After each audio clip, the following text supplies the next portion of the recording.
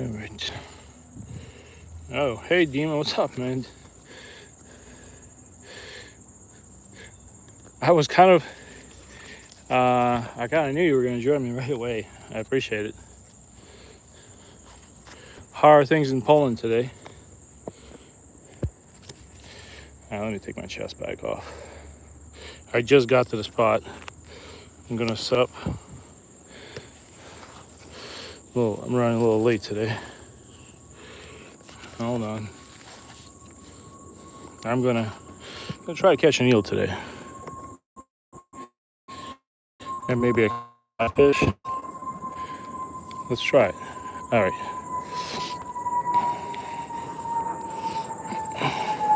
I really want to just get here because I want to chum a little bit, so I kind of throw everything into my bag. Made some chum.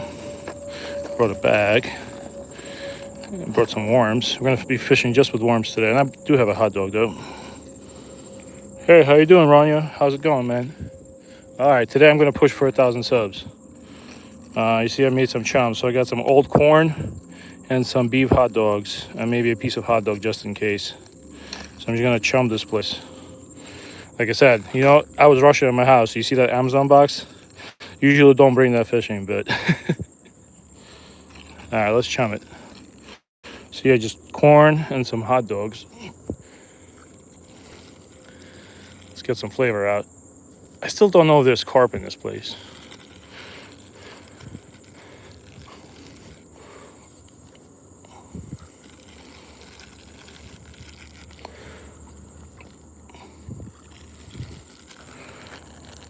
How you doing, Ronyo? How's work?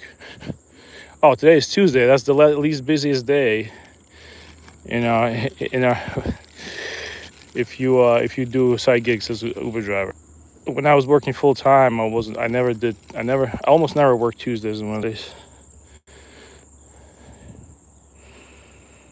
Hey, how you doing?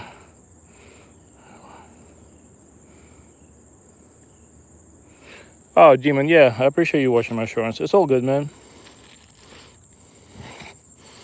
I appreciate you watching. Like I said, I know I'm not a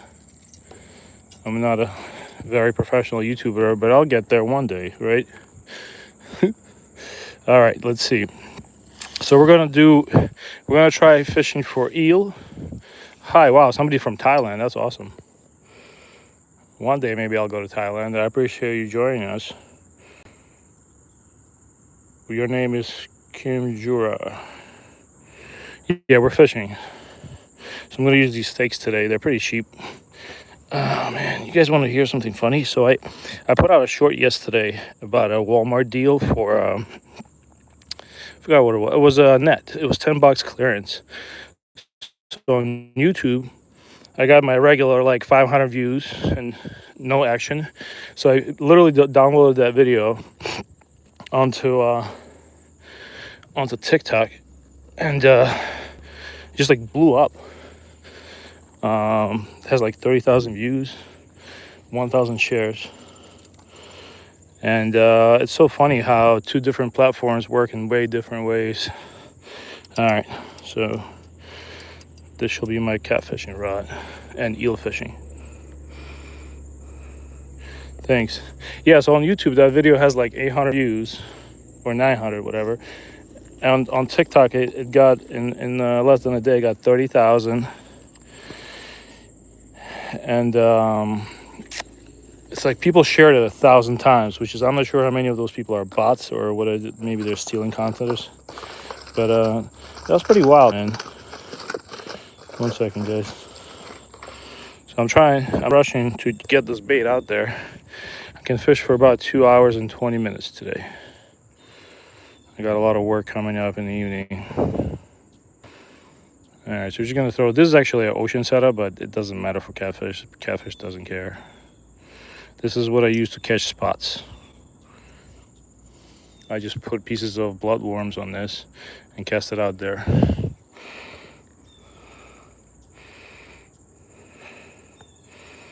Oh, nice.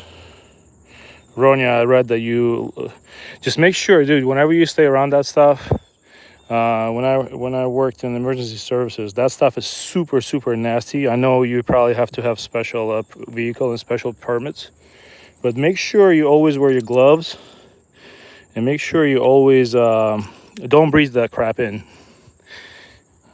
That is you get paid a lot to haul it. I know that, but just take care of yourself, man. Don't come in contact with any of that crap. It's super carcinogenic.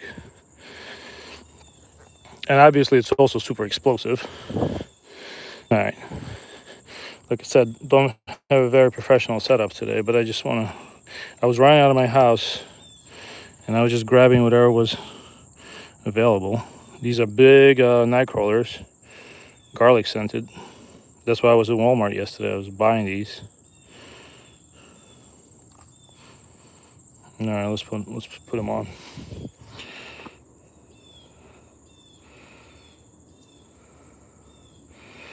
Oh, nice.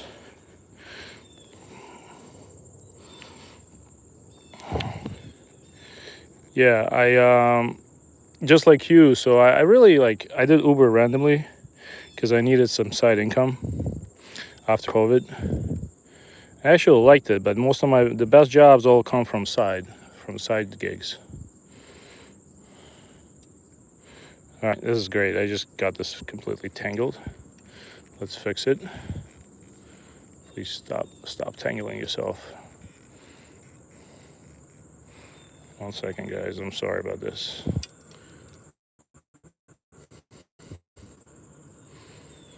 We're almost out, and we're out.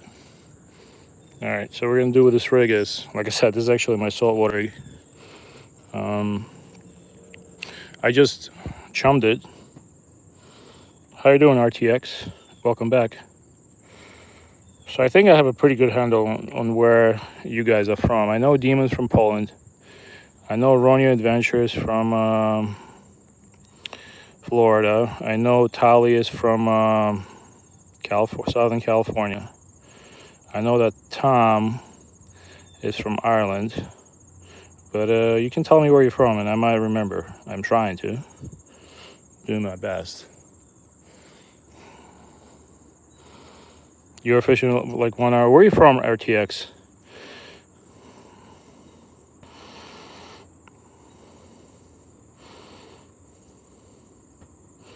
I was looking forward to going doing some ocean fishing, but my kids have no school in our district on Thursday, so that dream might be cut short. But I'll get to spend some time with my sons. I'm not sure if I will go fishing with them. So yeah, this is all I have right here. This is just a 2 hooks, size 8 hooks, and a sinker. This is my ocean rig, but it'll work here too. Once I cast these out, we'll do some bass fishing. I'm not even casting that far because this is where I catch all my stuff usually. Let's make sure the drag's not...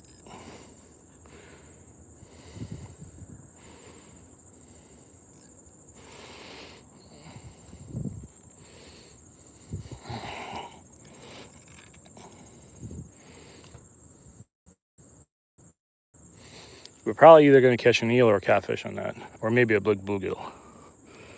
Oh, RTX, you're in New Jersey, nice. Anthony LaBianco. You see, like as soon as I cast it in, there's already something happening. But that's probably bluegills, which is what I don't want. All right, now, how about this? Let's try this Chapo before I take it off. I'm gonna just throw size 6 hooks on this and cast it out for catfish and eel. But before I cut this off,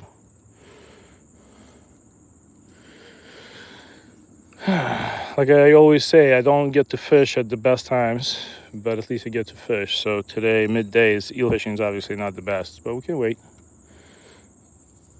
That's why I brought a bass fishing rod with me.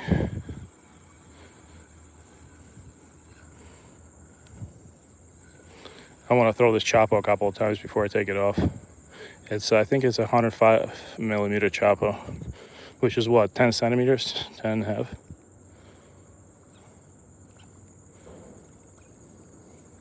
I'm gonna try and take it around the weeds. Absolutely love this thing. Haven't caught a fish in it yet, but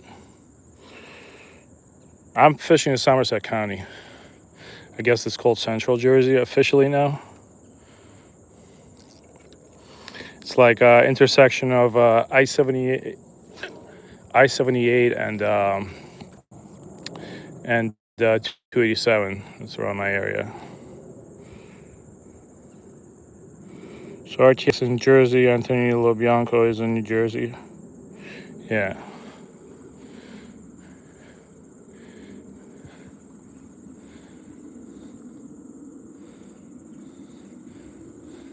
Yeah, so this reservoir is pretty pressured. Like there's a lot of few people that fish here.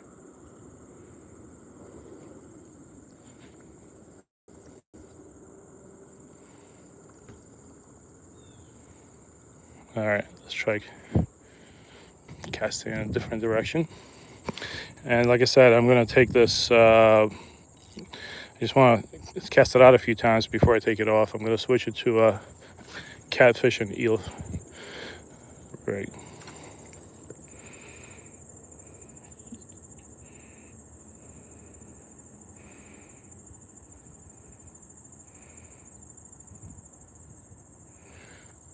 So here in Jersey, the laws are you can, if per person, you can have up to, oh, wait.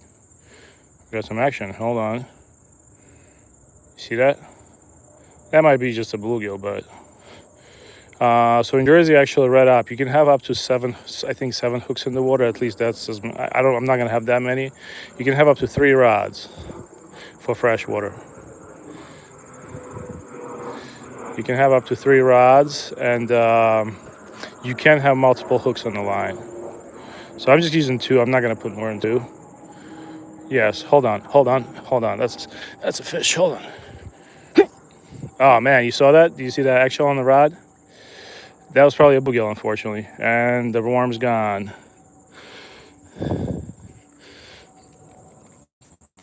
Alright, that's probably bluegills, but we're just gonna keep fishing. In Poland, it's illegal to use more than 1 hook on a rod, and when you use spinning rod, you can use. Okay, yeah, that makes sense. I know a lot more people fish per capita. Like if we take a sample of 1,000 people in the United States, and we take a sample of people in Poland, I bet you there's like 10 times more people fishing. Because I remember when we lived in Eastern Europe, there was very, very little fish left in public waterways. So a lot of ponds were private, and basically paid to catch. Right? In PA, they have ponds like that for trout.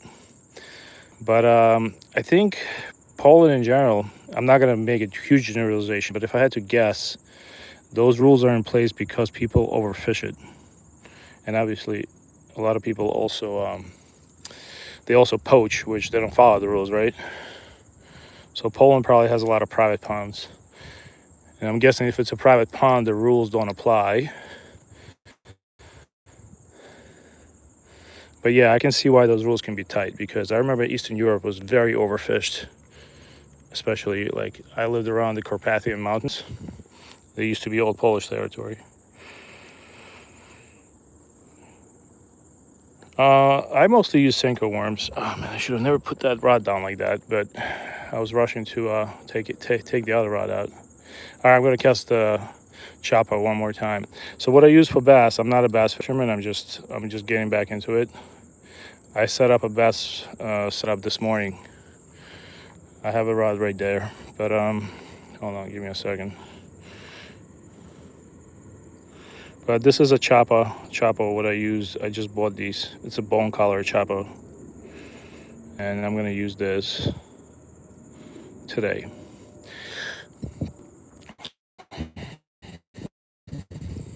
If I catch a catfish or eel, I'm definitely keeping them if they're decent size.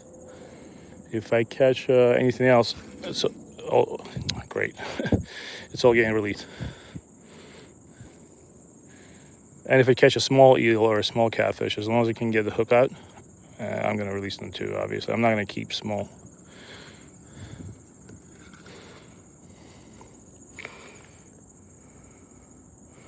Avoid outdoors. You fish California coast. Okay, I see that. Yeah, I haven't checked the saltwater regulations for Jersey. But I usually fish with my kids. I never have more than 2 rods. I usually will. Usually, most of the time I just fish with 1 rod. But I remember when we used to go trout fishing with my friends, we used to get up to 3 rods a person because that was the max in Jersey. Like, and honestly, in Jersey, with the areas where I fish at, I've never seen people catching fish hand over fist where, it was like, oh wow. If fishing can be really slow sometimes. The only reason I brought 2 extra rods with me today is because I really just want to catch one fish. I don't know if that makes sense. So what I'm going to do is I'll try to catch an eel or a catfish on 2 rigs, and then I'll also bass fish with you guys with my new rod setup. All right, let's set this up for catfish.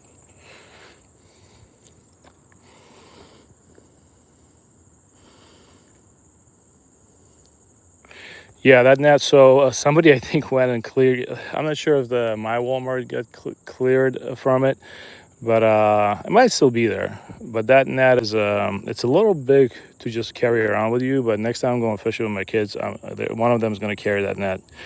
It'll give them something to do. That's a cool net, right? It's usually like with tax and everything, you borderline like $38, but for $10, that works, man. All right.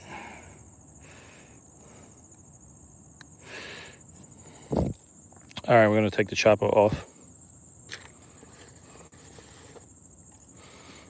and I'm just gonna throw 2 size 6 hooks on here and a weight.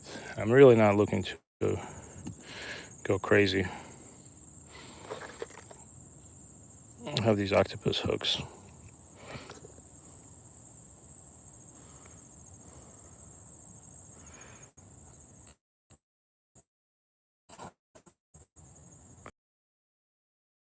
Yeah, this is why I never feel bad at using extra meat. First of all, it's completely legal. But dude, I sometimes go out with 1 rod and I'll land, especially with fluke fishing.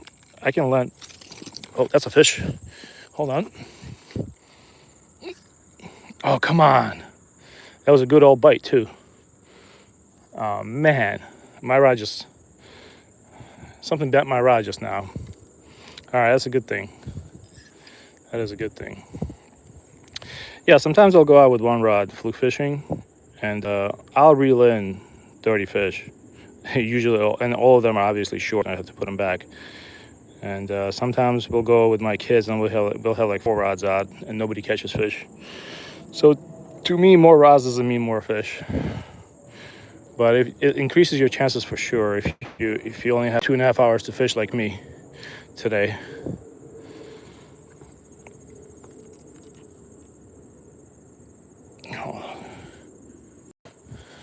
All right, let's go back to doing what I was doing. Just kind of dropped everything and ran over.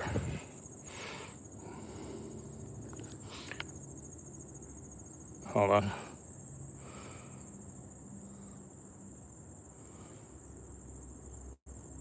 Oh, it makes sense what you're saying, Demon.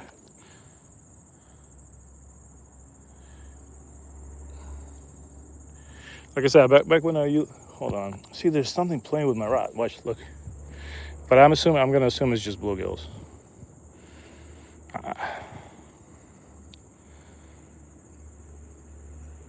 We'll just wait. Let me set my other rod up so I don't have to jump up like an idiot all the time. Like I said, this is not gonna be a pretty rig. I'm just gonna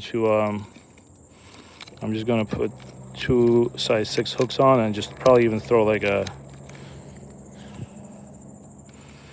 By the way, I made a video. If you guys buy these at Walmart, those people in US, make sure you always check how many of them are in there, because I've actually seen guys taking hooks out of these. So this is just gonna be quick and dirty rig, nothing serious.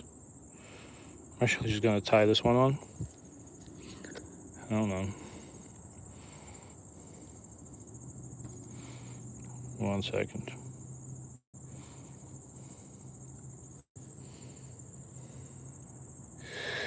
All right, where does it go?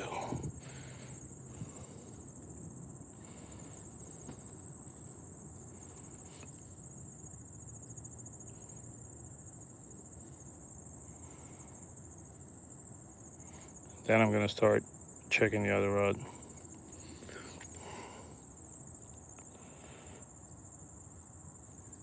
Yeah, bluegills are. But what I noticed is if you come to like, I was live streaming what I think that was last week, or I feel like it was 10 days ago, and I was catching a bunch of them on worms while I was eel fishing. And what ended up happening was they kind of stopped biting the worms on my rod, and I started catching eel. And I guess they learn when you start pulling them out of the water on your other rod, and they stop. They kind of die down. Hold on, guys, one sec. Don't make fun of me. I mean, you can make fun of me, but I just want to put 2 hooks with a worm and a sinker and just throw it out there, because sometimes the stupidest rigs work. I had no time today to prepare for this. So yeah, I just got 2 hooks, and I'm gonna throw 2 night crawlers on them. By the way, if you guys clean fish, and mostly like processed fish, these are so much better than anything else. You can get them at Walmart for I think 13 bucks. You can cut off all the fins, you can cut the fish up. They're great. Much better than using a knife. All right, let me just gonna throw 2 night crawlers on that, and that's it.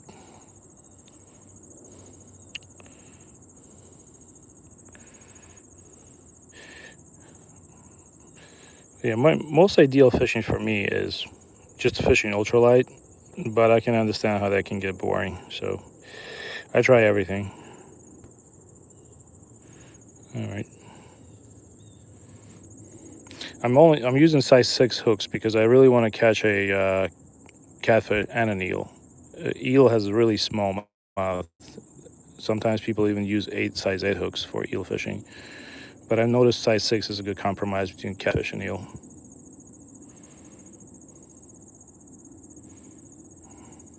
So once I throw these on, we're gonna go. All right, we have 2. Maybe I shouldn't even use a sinker. What do you guys think? Should I use a weight? Or maybe I should just eat it out there. Let me see. Because I'm fishing within, 10 feet of the bank. Let's just use one of these. Once I do this, I'm going to check the chat. All right. I know it's a quick and dirty rig. Just want to do something.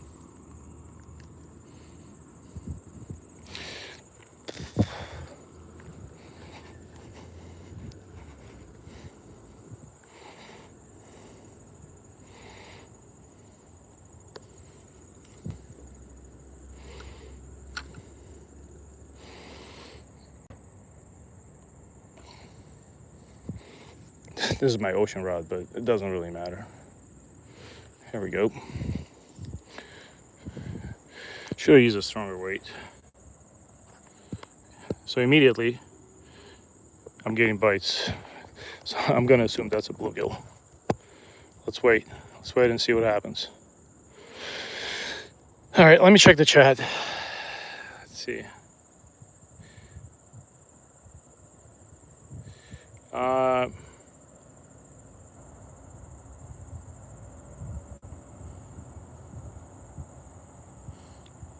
Yeah, you see this? That's a bluegill. Let's see. Yeah, I know this is not the best setup for catfishing, but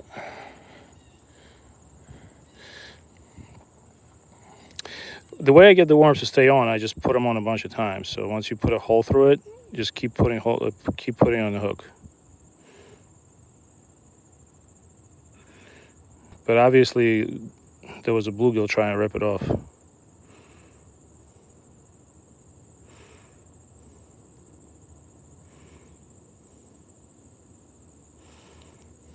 So I don't know when you guys joined the chat, but when I came here, I threw a bunch of corn and cut up hot dogs into the water. Should really use a stronger weight on this rig. Hold on.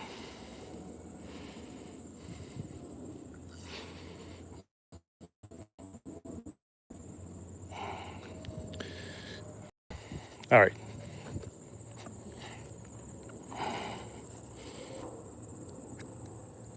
Yeah, but I really like these. You can actually, there's two variations. One variation is like this, and the other one where you can put on your belt. I might get the second one too, because this one is, I want to leave one of them in the kitchen for time being. All right, give me a second. So we have a choice.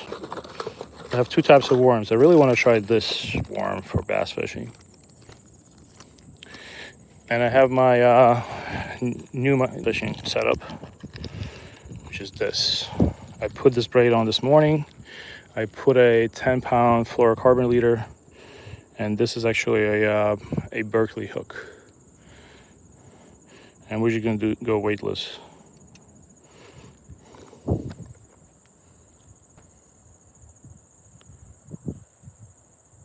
Nice. Let me print screen. Maybe next time I'll just have a Carolina rig. Can you do a Carolina rig with 2 hooks? Because right now I feel like all my bait is gonna get stolen by bluegills. All right, let's do some bass fishing while I watch the other rods. Let me print screen this. So so I'm catching. So the biggest bullhead. We usually catch big bullheads for some reason. We don't catch small ones here. The biggest bullhead I pulled out right where that rod is. My kid pulled out it was definitely over 3 pounds. We should have a video of it, and people were like, "You should have weighed that." It might have been close to like it was definitely a trophy bullhead, but most of the bullheads we catch are between 2 and 3 pounds. Eel, the biggest one I had this year was 34 inches. He unalived himself. But what I do with eels, I know a lot of people think it's crazy, but eels, smoked eels are some of the best eating you can do. So I take them home, I brine them, and I have one of those ceramic egg things, like a knockoff version of it, and I put them in that wood grill, and at like about 200 degrees for 2 hours, and it's really tasty. All right. Wow, I couldn't have opened this any worse. It's amazing. It's like anything I do, find a way to screw it up. Hold on, guys, 1 sec. Sorry, did manage to not open that bag properly. 1 second.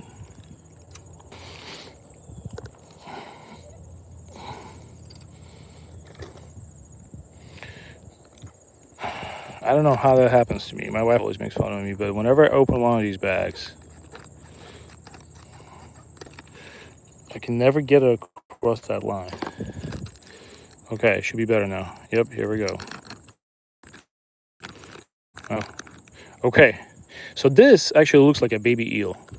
And I know bass feed on these eel here, so we're gonna try this.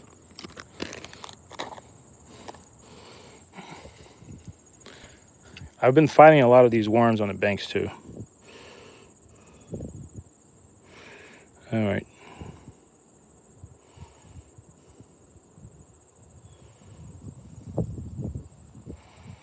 And like I said, you can make fun of me if I'm not doing this perfectly, because I am not a bass fisherman. Feel free. I just started bass. I used to fish for bass, and I just started back up this week. All right, let's see. And now we're gonna go through here. I gotta tell you, the quality of the worms is much better than Gary Yamamoto. I'm not sure if when the company Gary Yamamoto got bought out by a hedge fund, the quality went down, but these are definitely better. All right. I mean, look, it's not bad, right? Let me cast it in and let it drop, and I'll talk to you guys. 1 sec. So I just put this rod together. All it is I think I put too much braid. This is 20-pound braid. I only had 12-pound fluoro, and it's weightless. I'm just gonna eat it out there. There's a weed line going right there, so we're just gonna let it drop. And I'm just using a Cardinal 400 rod that I found on Facebook Marketplace, and a Fluger. I think this is a 2500 reel that I had laying around my basement. Just gonna let it drop and wait. Yeah, Void Outdoors is up. So the only eels we have in Jersey is it's an American eel. It's the most common one. Out here is the Raritan River tributary. It's absolutely filled with eels. People that live in Jersey don't eat eels, but I'm gonna say if you go to a Japanese restaurant and you're eating an eel anywhere in the world, there's a high chance. Oh, that was a bite. There's a high chance it came from our region between New York, CT, and they live all the way up to Maine. There's a high chance that eel came from Northeast U.S. Actually, Native Americans, they're still in the rivers. They used to make these weirs. It's like a V shape, and they used to trap eels before Columbus showed up. They used to trap eels here and eat them, and the native populations for hundreds of years. And those eel weirs are still present in the river. There's at least two. Oh man, it's so much better to use braid, I gotta tell you, because you really feel the bite. Like, I feel every touch.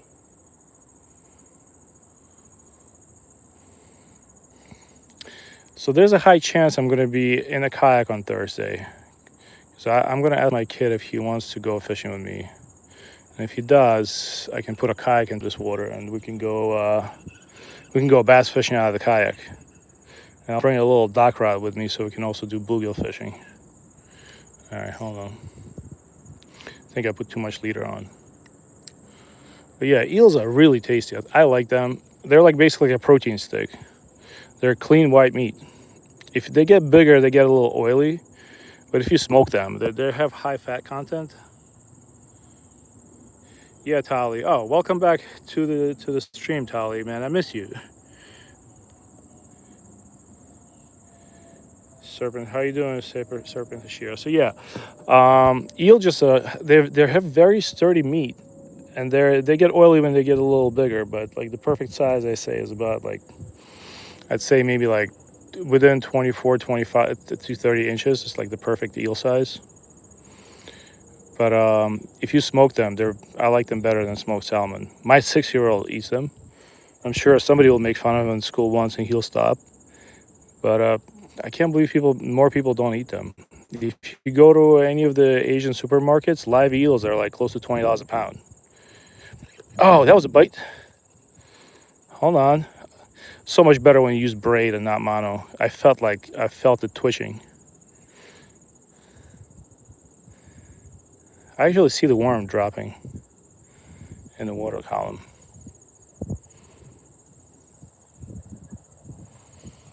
Kind of drops really slowly. You think I would be crazy if I put a little split shot above to make it drop faster, but that's gonna mess with the action. Yeah, let's not do that. What I'll do is, I think I'm getting bites. Hold on. You see that? Here we go. Oh yeah, hold on. That was not an eel. All right, well, both of my worms are gone.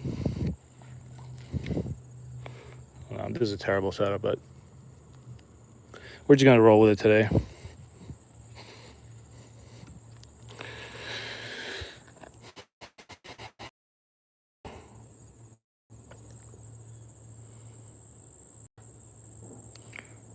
Poke pole? No, you have to. Eels are pretty nocturnal. The poke pole, you mean like the one that you can use for surface fishing? Eels are, so they will bite during daylight, but they're pretty nocturnal. So if you have a flashlight and you bait it up, yes, you can definitely poke pole them. But it'll be hard. You have to come at night. At this place, trust me, if I could come here at night, I'd come here, but obviously it's a Somerset County park systems. You can't be there after, just like most parks, you can't be there at night. Oh man, the bluegills are really stealing my bait.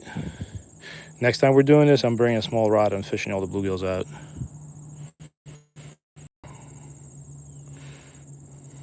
I actually watched one guy in England who would actually leave the poles overnight for eel, which was crazy. But I think he had like access to sort of a private pond, and he would bait it up with worms. He would chop them up. He was catching humongous eels, and he would put a size 8 hook and come back in the morning and have a huge eel on the line. He made really beautiful videos. I'll never be able to make videos like that. And he would lease them too, which is cool.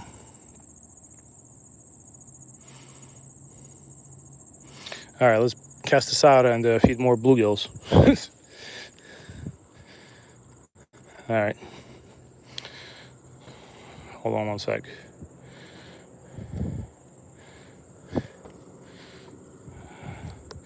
Like, I bet you I'm gonna have bites even as I'm dragging this in from bluegills. All right, let me check the chat. I'm sorry I'm not responding fast enough. Let's see. Yeah, you see this? As soon as I cast it in. Goddamn raccoons. There's many different ways. You know what? I might have to put a small piece of worm. The problem with a small piece of worm, it doesn't create as much scent as I want. But how about this? Next time we're putting a small piece. I bet you this rod is ready to get rewarmed. Ronyo, there's a million ways to cook an eel. You can basically, yeah, the worms are gone. You can, man, you can actually just pan fry them. I mean, if you want to, they go really well with some unagi sauce. You can, but if you're gonna pan fry them, you got to take the skin off. If you grill them on the skin can stay on. I basically put them in the smoker. All right, let's leave a little piece of worm on. Let's not get crazy. You guys are probably right.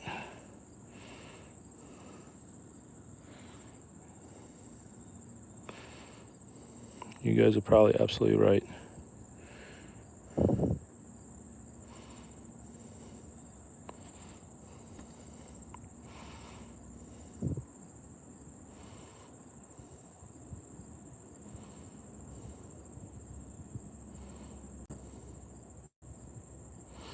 But if you cook them right, they actually taste even better than the eel sushi that you have. You know that guy, the Outdoor Boys? He was the guy that put me onto eels. He has I think he worked as a chef for some time, and he put me onto the proper way of cooking them and skinning them and everything. And then I picked it up and I learned different ways to cook them after that.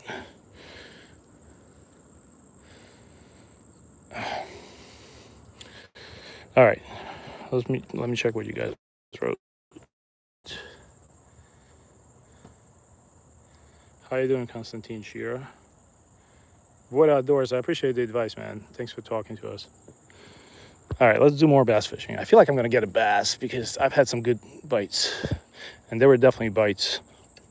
Yeah, if you guys have don't fish for bass much like me, but you want to catch one, make sure you get braid and fluorocarbon. Don't use mono because you feel the bites so well with the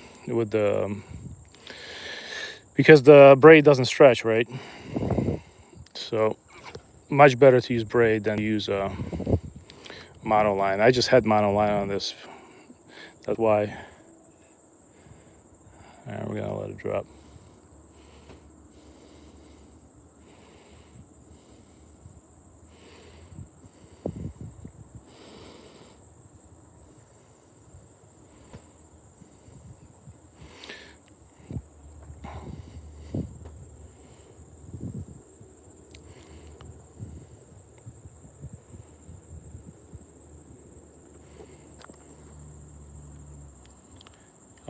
I'm just using a cheap Cardinal 400. If you just join, I basically fish with this reel rod on almost in every stream. It's a Cardinal 400 by Abu Garcia, and I'm just using a Fluger President. I bought this reel on clearance at Walmart in spring, and it's been sitting in my basement. So I just put it together this morning. I threw some braid on it, but put too much braid though. I definitely put too much braid on it. I don't know why I did that, but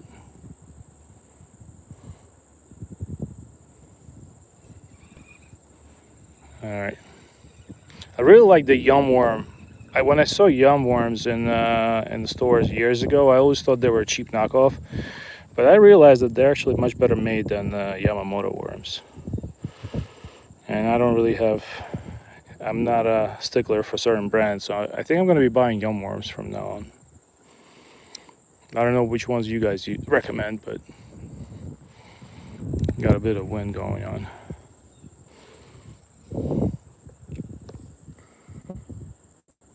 Yeah, Abu and Fluger.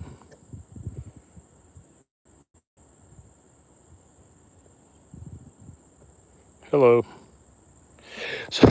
So I didn't, like I said, if you guys are just new to fishing and you want to pick up some gear, check Facebook around the time, well, around any time really, but spring and when the college kids are leaving dorms. I haven't taken advantage of that this year, but you can find like a lot of kids, especially like I live right next to Rutgers. It's a huge school. A lot of kids don't want to travel with their rods that they bought because you can't really put them on a plane. It's a pain in the butt. So they'll put out on Facebook around like when they're able to go home, like May, June time. They'll start putting their setups for for pennies. You can buy a whole setup for $80. You can buy $500 worth of gear for $80. So it's a good way to pick up some fishing gear. I go fishing with a lot of my friends' kids, and that's how I usually get rods to give to them.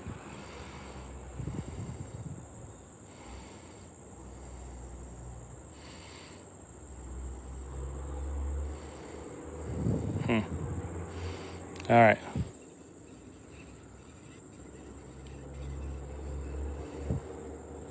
Yeah, but this Fluger is a brand new reel.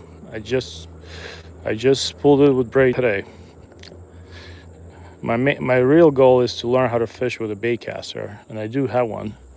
I actually have a bait caster reel and rod combo, but psychologically I'm not ready for that because of my last time doing it. I I messed up and I what is that? I created a huge backlash. I fixed it. I created it again. I just rage quit and stopped. I'm fishing in New Jersey.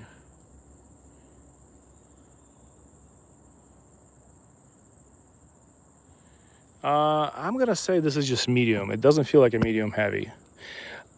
For my bait caster, I have a nice Abu Garcia. I think it's called Vengeance. That one is medium heavy. It does feel heavier than this rod, and it has a fast action tip. But this one is just like a medium rod. The only thing is I would have used Vengeance rod, but it's a bait caster rod, so it has that thing for your finger, and I can't just put a reel on it. It's not gonna be right. All right, you guys think all my worms are gone again? Let's cast one more time and double check. So I found, you know what I'm gonna do? I'm gonna put on hot dogs because bluegills do not steal hot dogs. And last time my kid caught a bullhead on a hot dog. So what I'm gonna do is, oh shit, how did that happen? Nice. I'm glad that happened on the stream. So yeah, that's what happens when you put too much braid on. Embarrassing. Nice. Now I have to tie braid to my, well, good thing I have good scissors. Now I have to tie my leader back to the braid again. Hold on.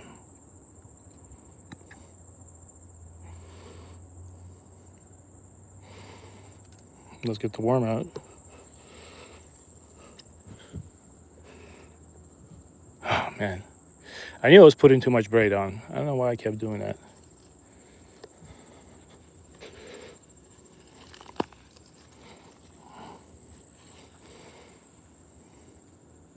Thanks for your patience, guys.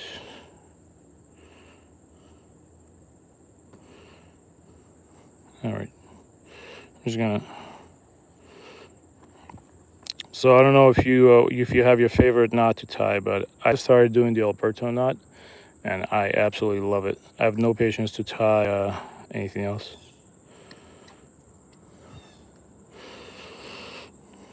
One fluke fisherman recommended me the Alberto knot and never looked back.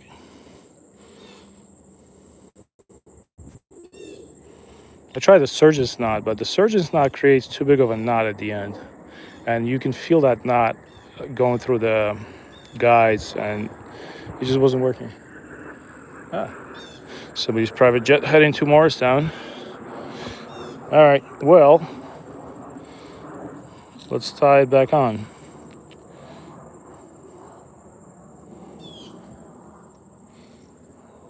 Let's see how badly I'm getting dragged in the comments for doing that. Hi from Kansas. Clashing clans with tofu. I like that.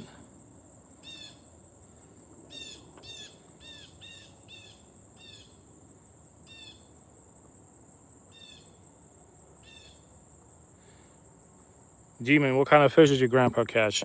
I'm gonna say it was probably a pike, right?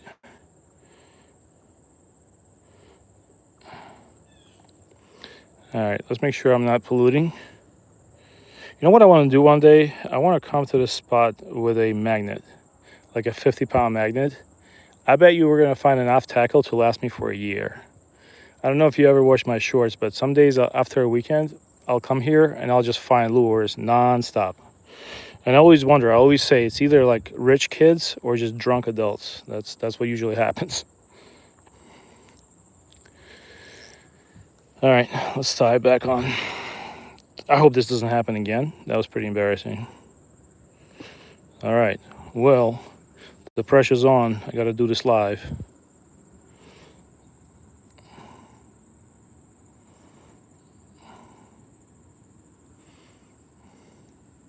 Oh, shit. Oh, we got a fish. All right. I'm sorry for cursing, but we got somebody. Is that a blue? Oh my God, a huge bluegill. I got so excited, man. Come on, buddy. See, the small worm worked. Oh my God, that guy almost took out my rod. That's a nice gill, fully grown. That's the bait thief, in case you're wondering. And that was a small piece of worm, so good job recommending that. Look at this guy. He's not small. Don't worry, bud. Have you been on a stream before, buddy? All right, we're gonna let you go. Don't worry. Look at this pretty fish. I'd say that this guy is at least 8 inches, easy. All right, let's let him go. That's the bait thief.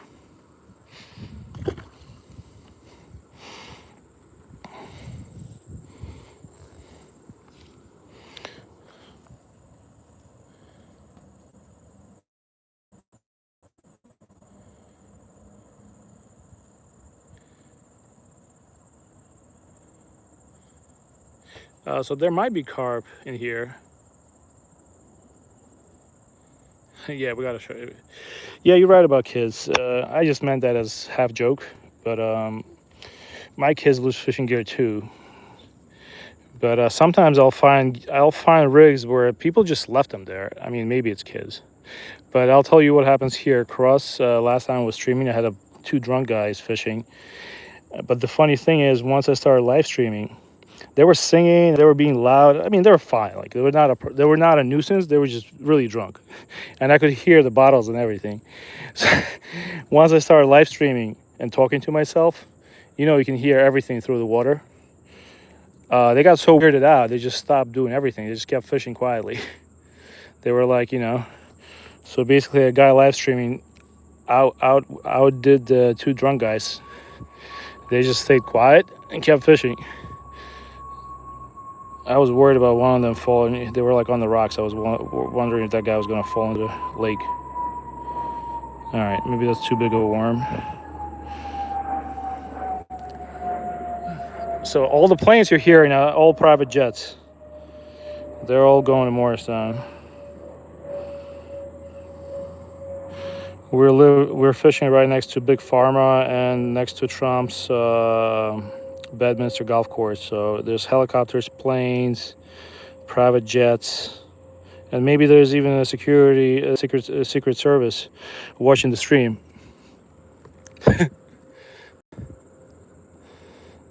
Hold on.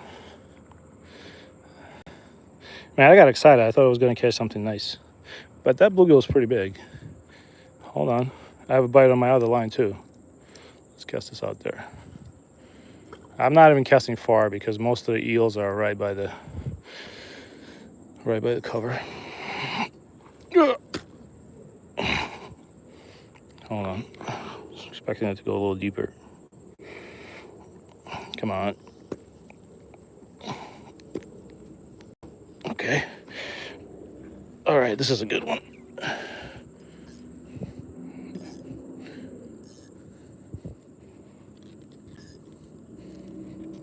All right, that's pretty good. Let's see what you guys wrote. Oh yeah, those two guys across that were drunk, they definitely thought I was nuts because I was basically talking to myself with a phone on my neck. It doesn't bother me.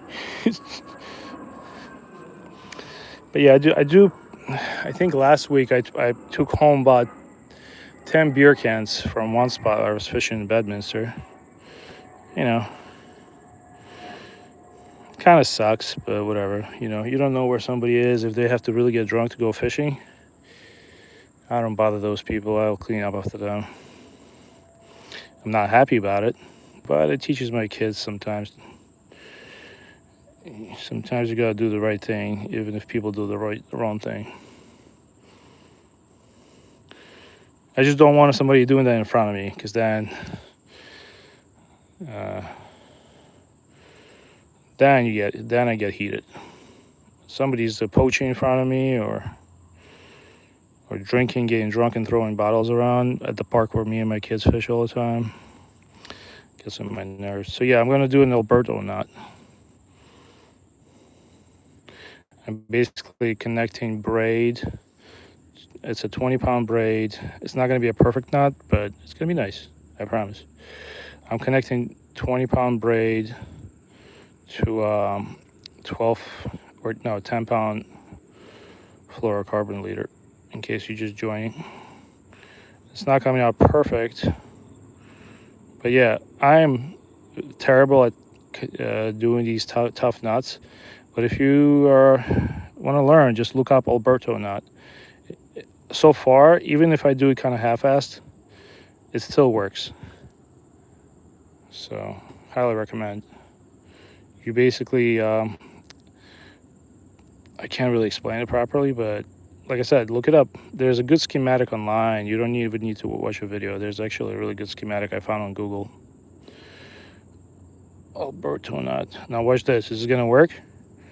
Fingers crossed. Yeah, it didn't work. After all that talk. Let's do it again. That's the first time it didn't work, actually. I don't know what I did wrong.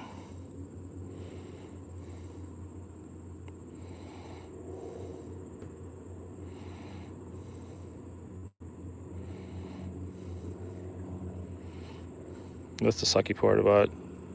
If you want to have a clean knot, you have to work for it. I found it much easier to do with when you have 15-pound braid, because 20-pound braid is more, it's more, how do you say, it's more stiff. It's pretty wiry. I usually prefer to use 15-pound braid. All right, this time around it's gonna work. That's the first time the Alberto knot did not work.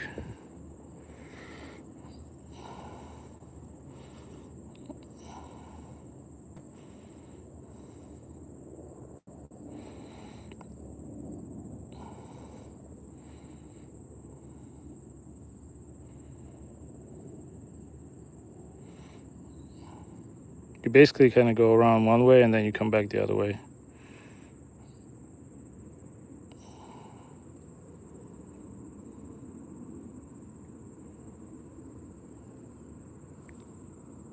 And you feed it through the hole. Hold on, you gotta wet it. All right, fingers crossed, please work. All right. Oh my God, are you serious? All right, well, nothing like embarrassing myself twice. I don't know why it's not working. It worked 2 hours ago when I was doing it.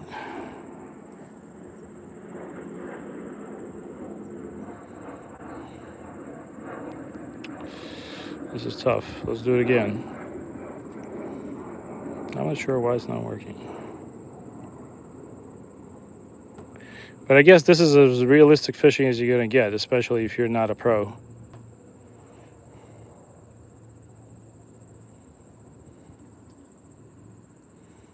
It definitely worked for me before. I really dislike the 20-pound, this braid. I'm sure it's strong, but it's really wiry if you want to tie a proper. Or maybe you just use your air.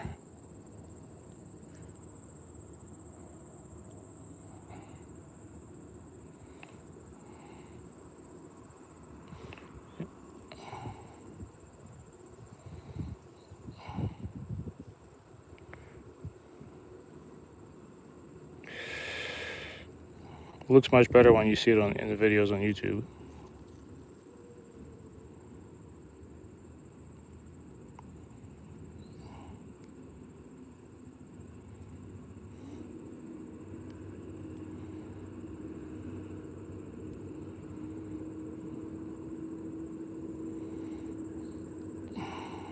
And I'm kind of running out of braid here. Hold on.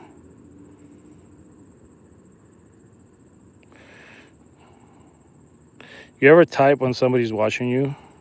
Like if you're typing on a computer and you try and put the words correctly and somebody's watching you? That's what I feel like right now. There's only like 100 people watching this, right? Let's screw up again. All right, this is pretty bad. And now I have this tiny loop. Hold on. Yeah, this is probably the worst looking knot I ever done. But let's see if it works. Wait, where's the braid? Oh my God. Yeah, I'm about to give up on this. Let's do it again. Please work, please. Nope. All right. Let me cut. Hold on. I'm gonna start with a clean end. That's so funny. It worked for me at home every time. Let me get comfortable. All right, so you make a loop.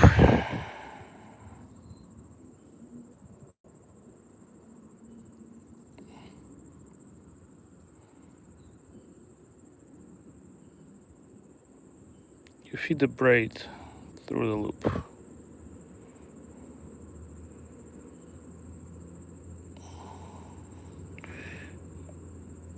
And you start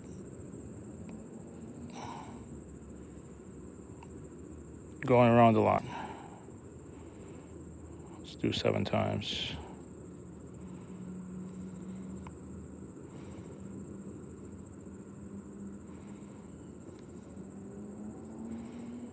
Five, 6,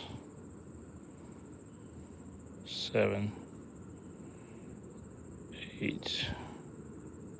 Now I start going back. So see what I did? I basically went through the loop and I went around the line. And now you start going back. Hold on. 1, 2, 3, 4, 5, 6, 7, 8.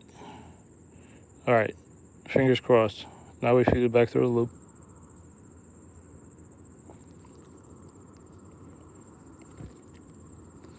We have to wet it, and we slowly let it. If this doesn't work, I'm giving up.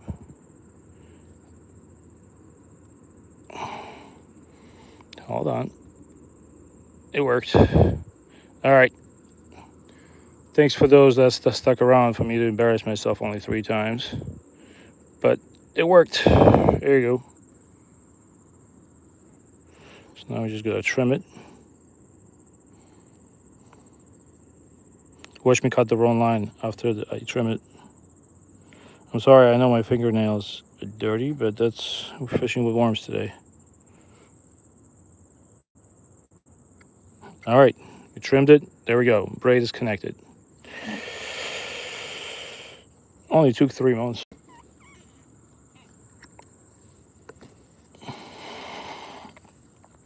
All right.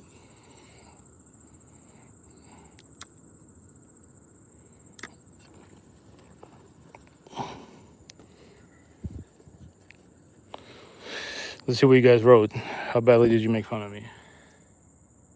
Oh, I did hit 1,000 subs. I appreciate that. Hey, DCP Kayak Adventure. How you doing, man? We caught a giant bluegill. What's going on? I'm sorry I wasn't responding to anybody. Yeah, what happened was I put too much braid on my new reel, and I still think there's too much braid. And I bird nested it. But let's not give up.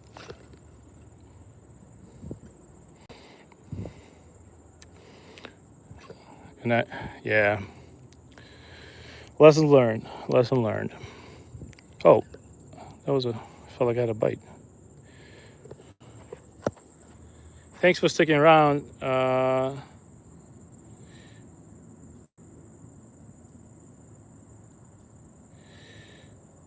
you're not wrong. I can't pronounce your name, but all this I see is TUBVV. No, Ronio, it was 4 times the charm today. But actually, the Alberto knot has worked for me. But I'll try the double uni knot. I gotta check.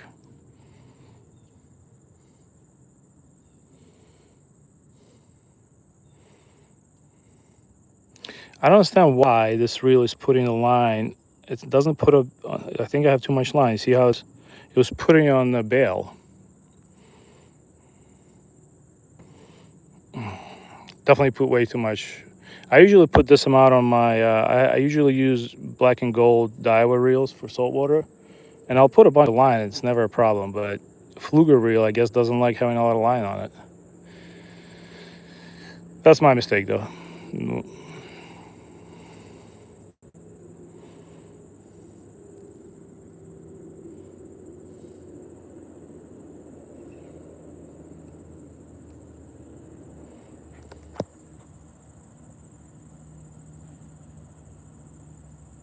I'm just using a cheap Cardinal 400 rod and a Fluger. I think it's a 2500 series. It might be a 3000, but I'm pretty sure it's a 2500. It's like a Frankenstein setup. I decided to start bass fishing again after catching a nice sized fish. But yeah, it's not a pro setup. I know that. We're mostly fishing for catfish and eel and catching bluegills. You can see a nice turtle. Let me show it to you. Here. You see that guy?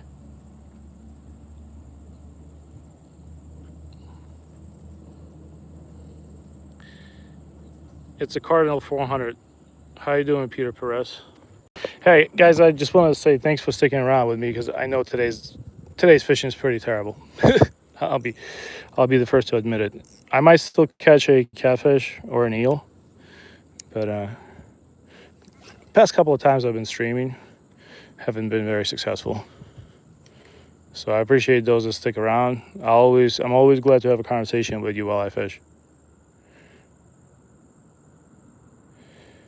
What I was gonna say, I'm surprised how many local guys. Gear ratio. Let's check. I saw it somewhere here. It's 5 to 2 to 1.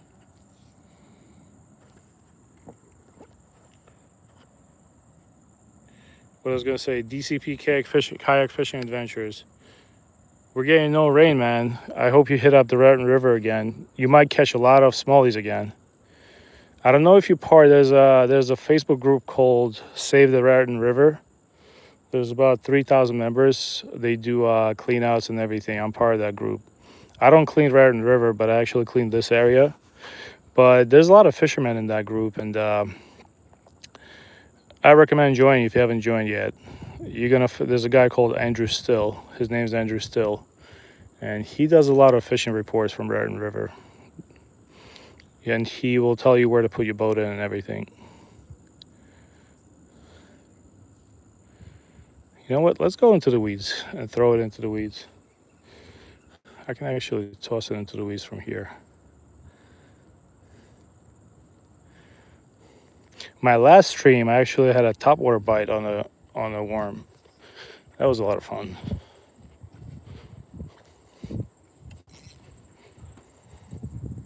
Let's just toss it into the cover and see what happens.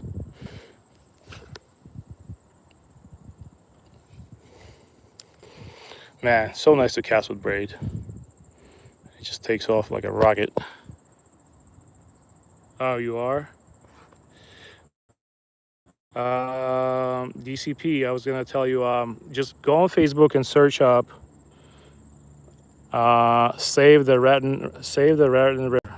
It's a group. It's a lot of good people there. So I joined, and like I said, it's mostly people that do fishing and they clean the local waterways. I like cleaning this spot. I really don't have time to go to the river, but a lot of cool people there. A lot of good advice. I'm gonna wait for the worm to drop, and I'm gonna start slowly jigging it.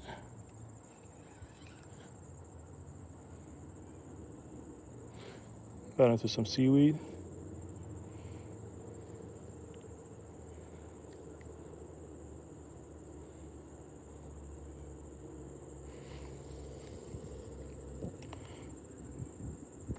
But yeah, just to repeat myself, the quality of the young worms is so much higher than Gary Yamamoto worms. It's pretty surprising. I wonder how much money Gary Yamamoto sold his company for. Has to be like tens of millions of dollars, if not higher. And it's an interesting story where he just started fishing and making his own worms, and people were making fun of him, and next thing you know, the whole world is fishing with them, just like the net rig.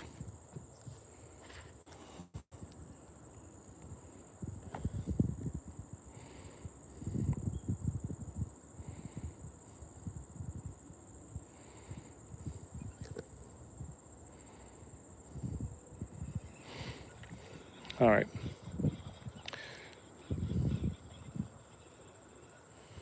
You know what I'm gonna do? I'm gonna, since we're trying to catch catfish and overcatching is bluegills, I'm gonna pull my rods out and I'm gonna throw a hot dog on it.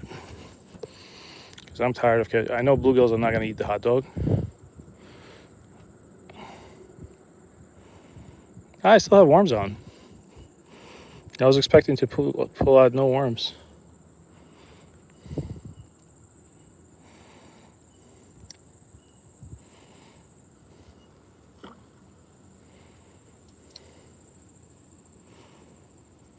Actually, this is a really cool rod. It's a Shakespeare Ugly Stick Light Pro. They make a version of this that's, I think it's 4.5 feet long or 5 feet long.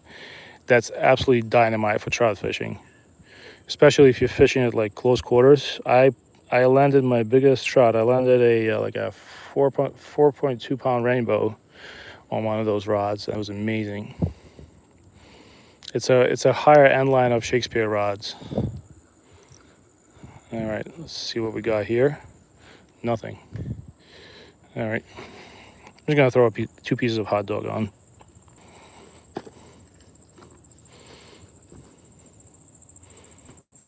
It's just a silly rig, but it is what it is. So Nathan's Best all beef hot dog. I know bluegills are not gonna eat it.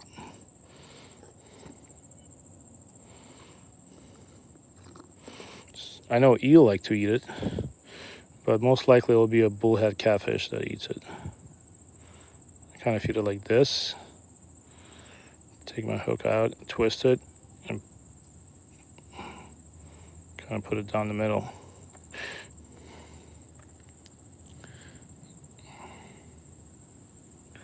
Ideally, I would love to come and fish with you guys for like 5 hours, and then definitely would catch some fish, but the most amount of time I can really fish for usually is 2 hours.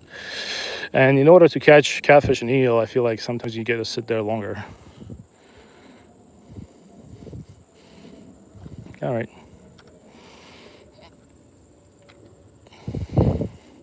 as long as my rod doesn't go traveling.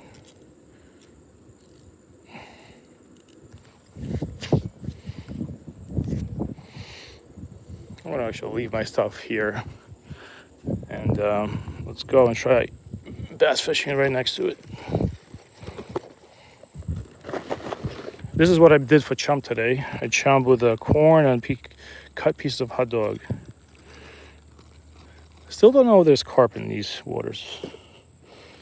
All right, this is my favorite chest pack that I swear by. 15 bucks in Walmart, Okeechobee Fats.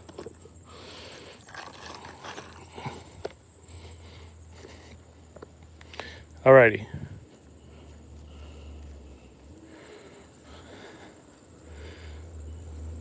Oh shit. Look what I found. That guy almost bit me.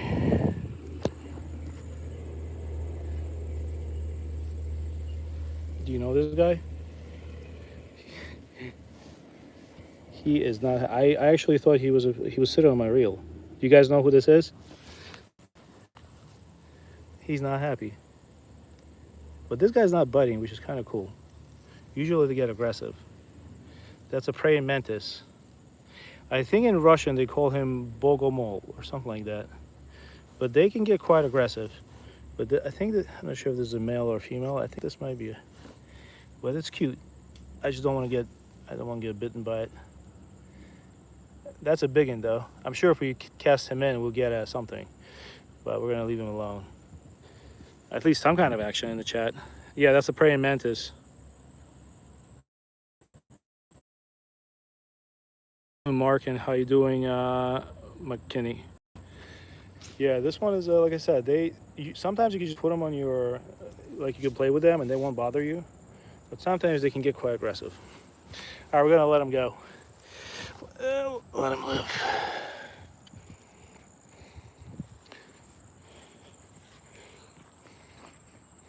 Just gonna do a little bass fishing right next door.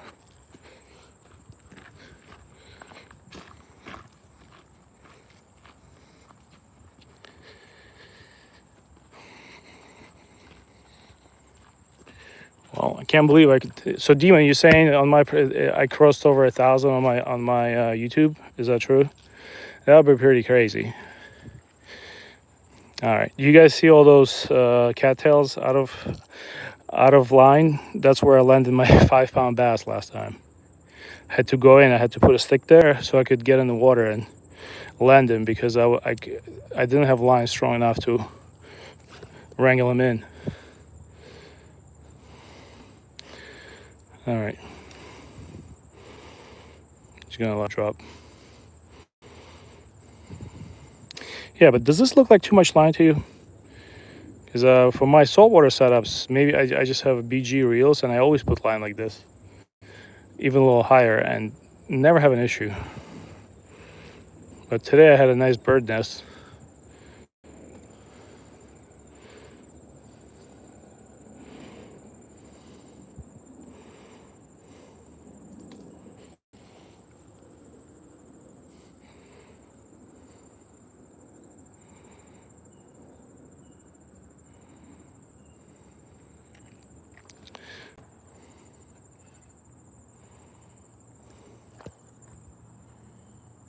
Oh, how are you doing, Farhan? You think it's too much line? Well, we'll see. If I get a bird nest again, I'm going to take some off.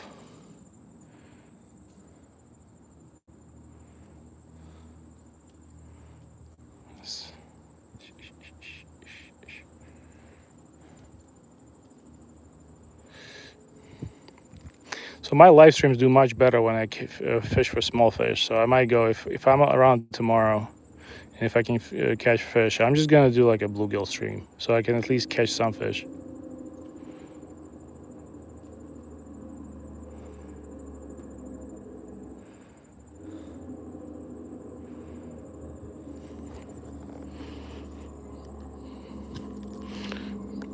Or if I had a kayak, things would be a little different.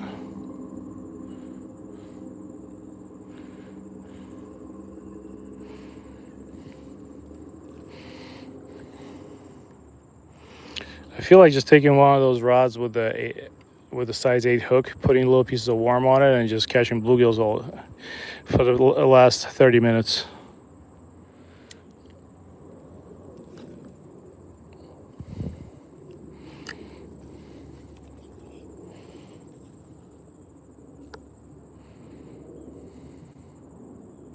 Maybe that's what I'll do.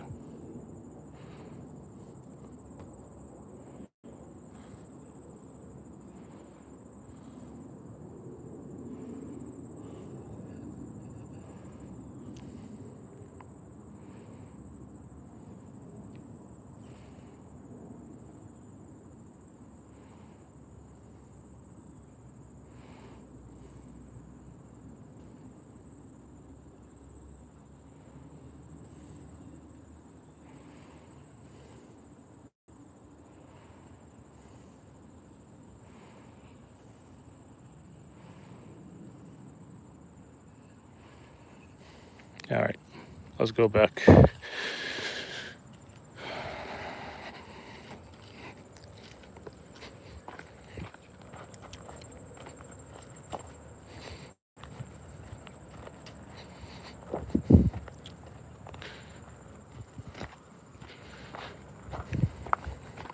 I actually could catch a perch that way too.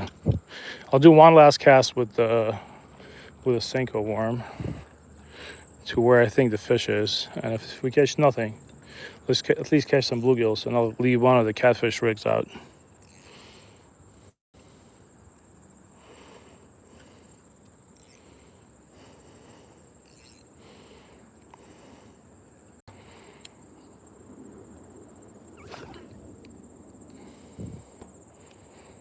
All right.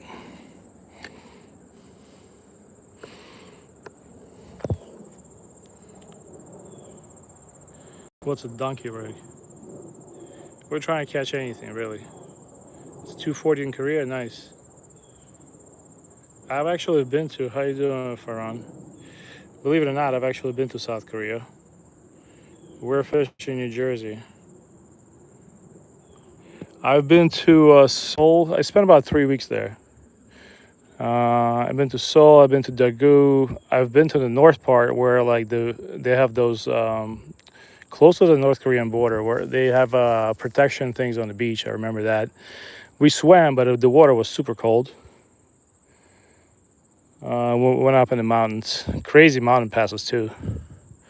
That was cool. That was a long time ago.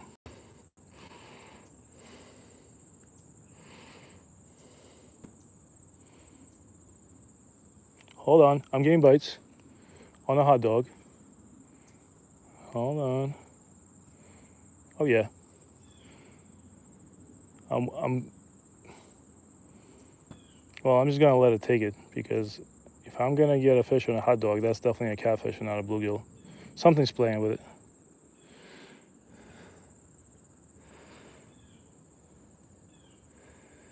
But yeah, South Korea is cool. A lot of people are trying to give me boiled eggs on a train. That was like a thing. I think boiled eggs are kind of like French fries there.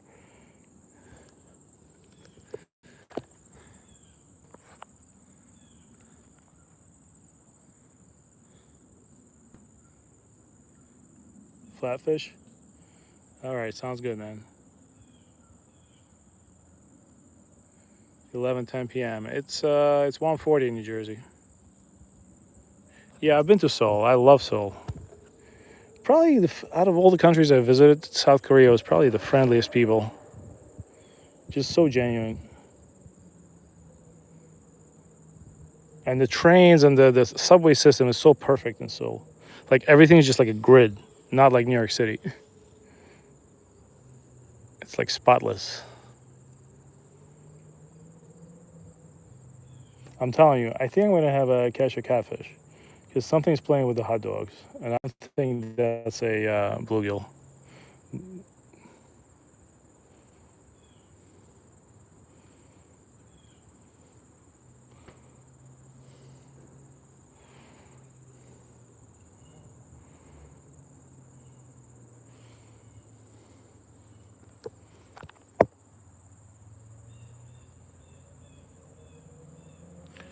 We're from Jersey. My purpose in South Korea, well, that's classified information, my friend. Just kidding, but I was visiting family. My cousin, she's a OBGYN doctor in Seoul. That was a long time ago, though.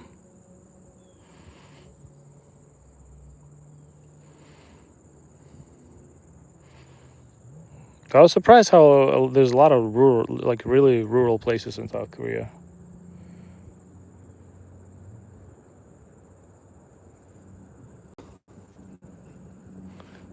Not getting any bites on the Senko at all.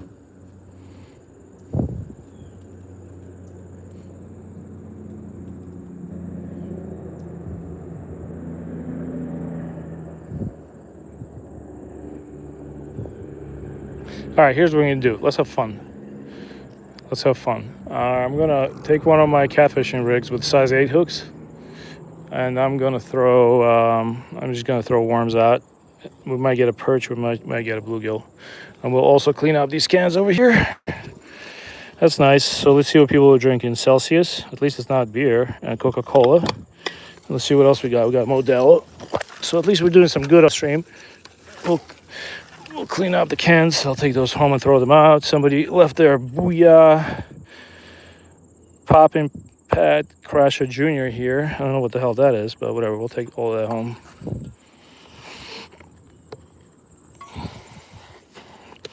Oh, Palm Spring water. All right, let's pull this rig out and start casting it out there. I'm definitely gonna get some fish.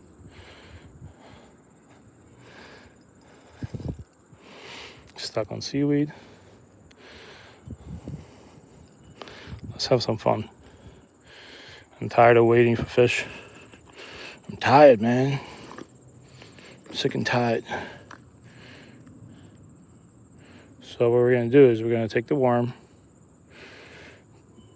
I'm just gonna be generous. I'll tie the whole thing on.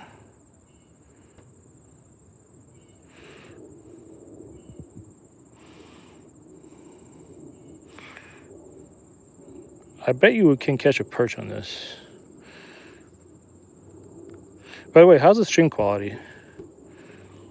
I think I'm on the 5G Ultra band, so it should have good streaming quality.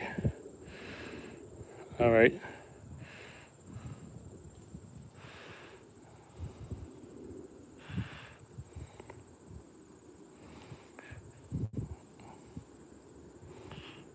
All right, so 2 worms, just 1 ounce weight. Let's just cast it out there and catch some bluegills or a perch. Let's have some fun.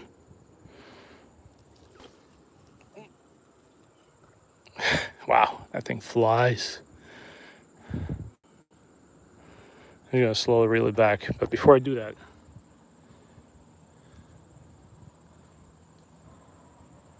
yeah, they're definitely under plans. Stream's good. Thank you, Clarence. I appreciate it. Oh, Clarence, I didn't see you. Gramley, you from Jersey. So we're fishing like around Bridgewater area.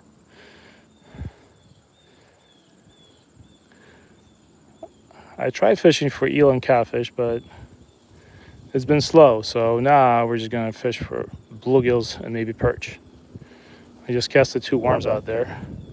Oh, look how pretty that is. Like a movie.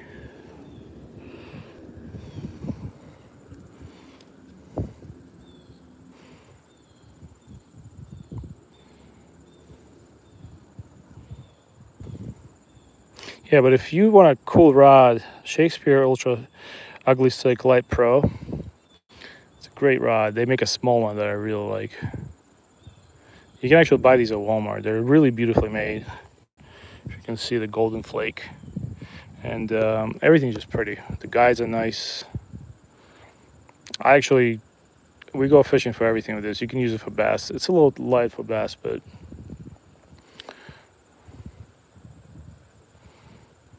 it's also a decent crappie rod.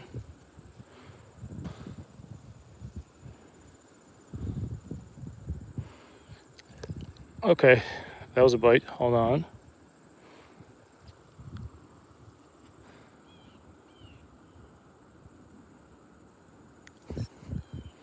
Nope. Something small.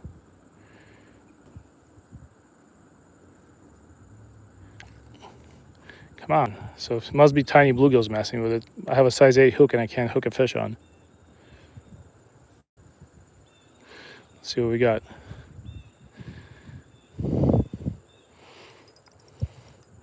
Mine seaweed. Or do I have a fish? Definitely seaweed. Oh no, we have a fish. There you go. All right. Surprise, surprise. There he is. Everybody's favorite raccoon. At least we're catching something. How you doing, bud? That's a good sized bluegill, once again. Look. Let's let him go. Have a good day, bud. That's good eating bluegill. I just don't feel like eating them today.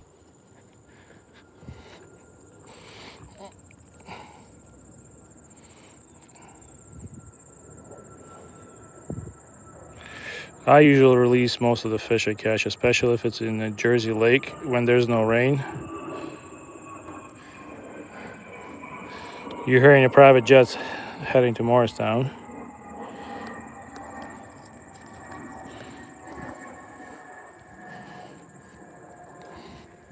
But there's still a chance we can catch a catfish. I am not going to discount that.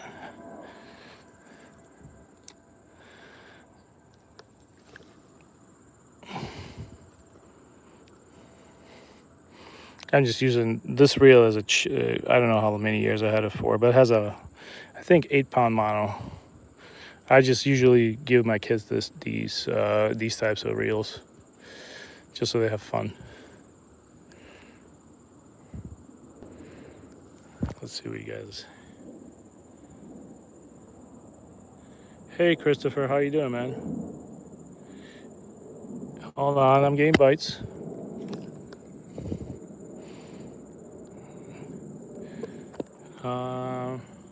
Yeah, the guy from South Korea, I don't know your name, but Opa. No, the fish is not illegal. I just don't want to catch. I don't want to. Like I said, I'm not keeping fish today, unless it's a eel or a good-sized catfish.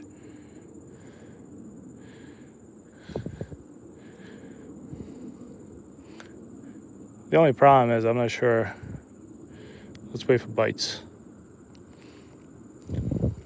No, there's really no fish that's illegal in this lake to keep. I mean, there's limits, but there's no such thing as unless you catch way too many crappie.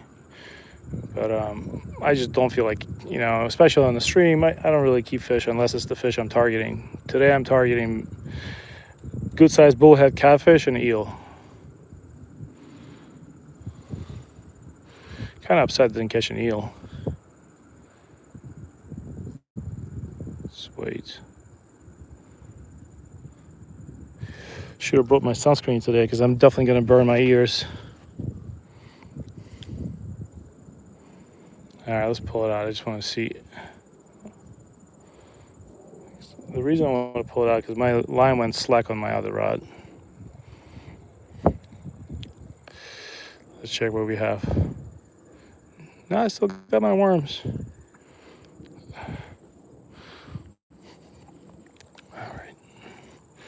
Let's cast it out there, and I want to check my other rod.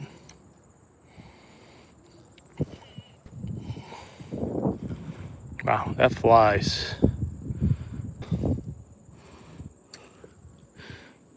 Hold on. Let's check this rod real quick. You never know, I might pull out a catfish randomly.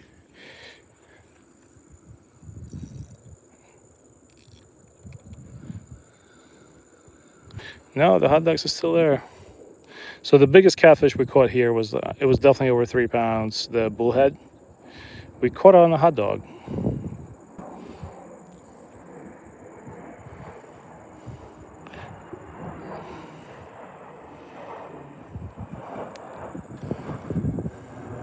Should I try casting it further? Usually the catfish, they go shallow, but you never know.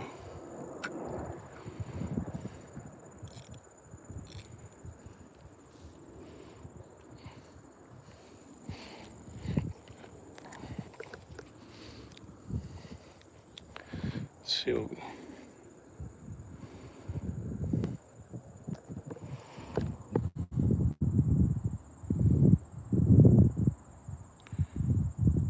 No, you don't have to dispose of bass. Actually, in the United States, it's actually looked down upon to take bass because it's a sport fish. But maybe where you live, bluegills and bass are invasive. But here, I usually put all my bass back unless I foul hook it. And bluegills, I put most of them back. They're not invasive fish. They're kind of native here. They do eat everything. But yeah, no, we put them back. Oh, I didn't know. So you're saying in South Korea, if you catch a bluegill or a bass, it's illegal to release it back in the water? That's what they have here with snakeheads. And I know there's a big problem with Asian carp down south, the jumping carp. Hold on, I'm not sure.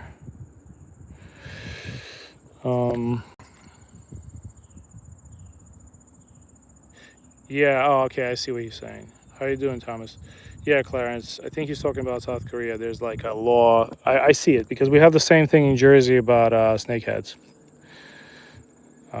In Jersey, if you catch a snakeheads, they're usually in South Jersey. They were illegally introduced, and they've kind of made their way up to South Jersey. You have to kill it. A lot of guys don't kill them, but they're actually really good eating. They're some of the best eating. I think that's the reason people actually introduced them, because they just wanted to catch them and eat them. I think people introduced carp into this reservoir on purpose, because I've seen people that are not from around here come around springtime and try carp fishing, and they drive way out. They're from New York City, and I know they're not going to just drive here specifically to target carp. So I'm assuming it's like they know that there's carp in this reservoir, because natively there's no carp here unless they travel with birds as an egg. All right, well,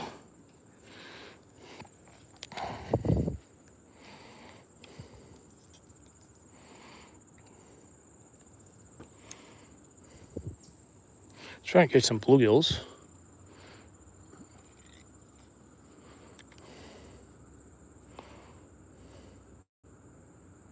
I didn't know they had bass in South Korea. That's pretty cool.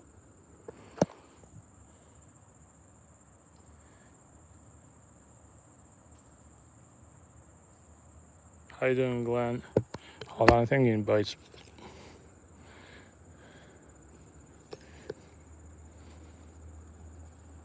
That's the problem with using mono, is that you never know when the bites come.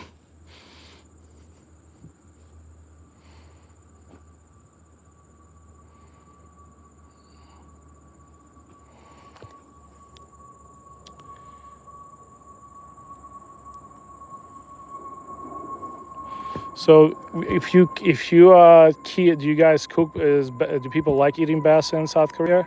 I mean, bass are good eating. I just, like I said, I keep them. I put them back in, especially if it's a pressured lake, so other people can catch them. I don't really I don't need food that bad, but I'm guessing if you catch them and you can't put them back in, you guys are probably cooking all of them up. Bluegills are great fried. I love me some bluegills. I fry them whole. I clean them out, cut the head off, and just fry them.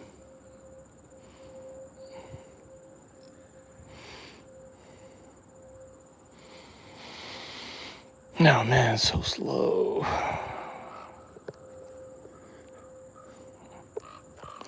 We got 2 ravens.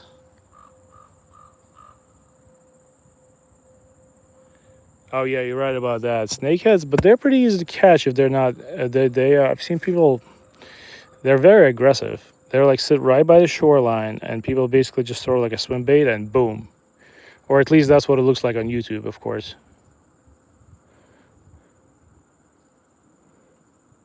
Man, no bites, huh? Even bluegills.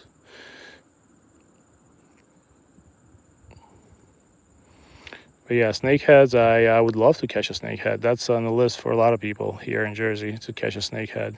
If I'm catching a snakehead, you bet I'm going to eat it. I'm definitely going to eat a snakehead if I catch one.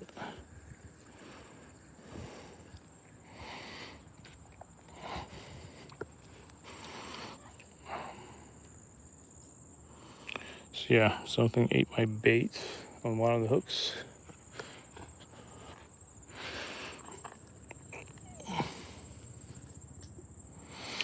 I wonder if I can take you guys to Round Valley at night. I've seen people fishing Round Valley at night, and maybe my wife will let me. This way I can have 3 rods in the water and maybe catch some eels or just whatever bites.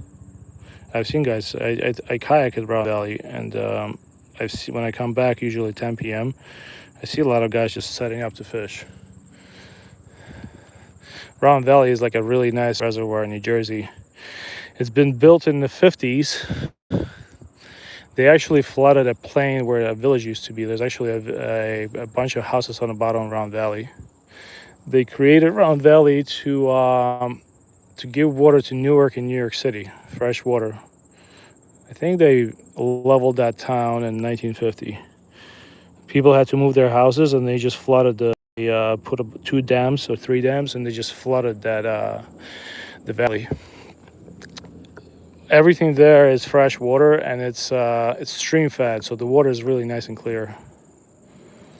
Almost doesn't feel like Jersey.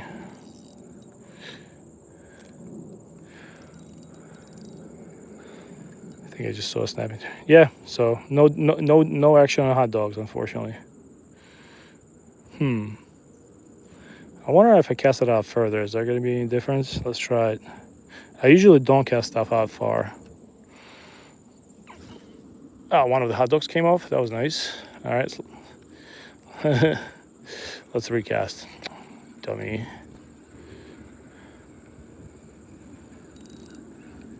Oh no, both of them came off. That was a good cast.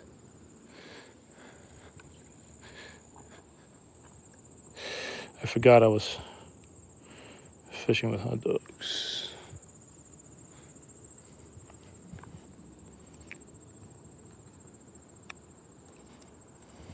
Funny enough, I actually found this tool here too.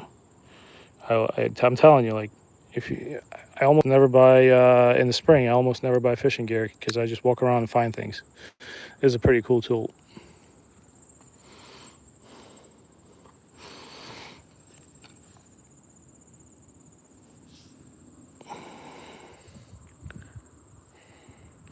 I'm going back to worms. Maybe I'll catch a stray bluegill. At this point, I'm just having fun.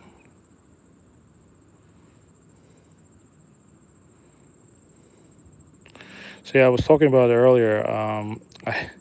If you are doing social media, try having both TikTok and YouTube, because the videos that do terribly on YouTube will absolutely blow up on TikTok, and vice versa.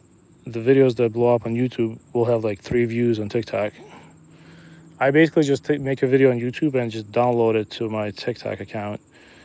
And it's an interesting experiment because it's almost guaranteed that videos that are popular on YouTube will never be popular on TikTok.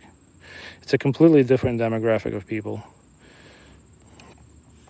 Like yesterday I had a viral video on TikTok, and the same video got me like 800 views on YouTube.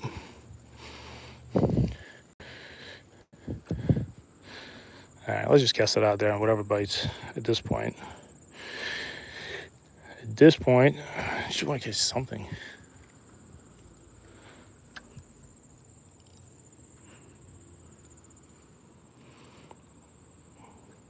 Next time I'm gonna come here more prepared with better fishing hooks, maybe size 8 only. No, Glenn, that was definitely not Hoover Dam. That's a different side. But Hoover Dam is, yeah, I mean, there's a whole story about that. But Round Valley, basically what happened was there was so many people moving, immigrating to United States, that they were running out of fresh water supply for Newark. Well, basically people from New York City were taking up all the water from people in Newark. And the Army Corps of Engineers had to make a decision, along with the state of New Jersey, where they were going to get the water from. And they decided to build a huge reservoir, and Round Valley was the place where they decided to make it. It was basically a village in the valley, and a lot of people were given, I think, 1 year notice to move. They were the moves were paid for. But there's, believe it or not, people still dive down there, and there's still like foundations and chimneys from the houses remaining, because a lot of houses were not able to move because this was like in the 50s. So people do dives in Round Valley and around the village. I think that's where you can actually, the only place in Jersey where you can get a certification as a diver is Round Valley. Pretty cool history, because when I started fishing there when I was a college kid, my friends were like, you know, there's a village on the bottom of the lake. I'm like, what are you guys talking about? And it turned out to be true. There's a pretty good documentary about it online. Because then I started telling my kid about it when he was like 8, and he's like, what are you talking about, Dad?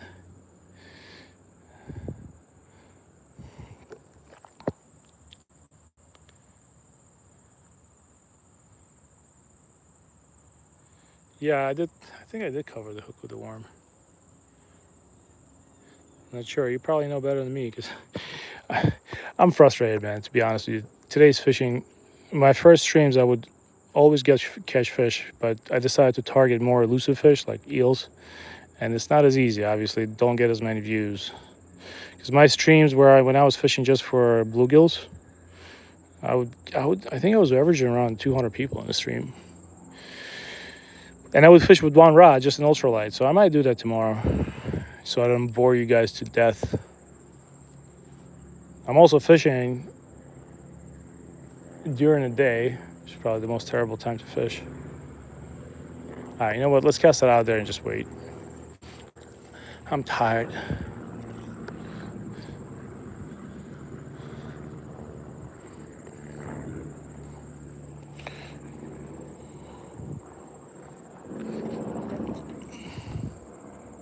Maybe we'll grab a catfish. You never know. Let's go back to bass fishing.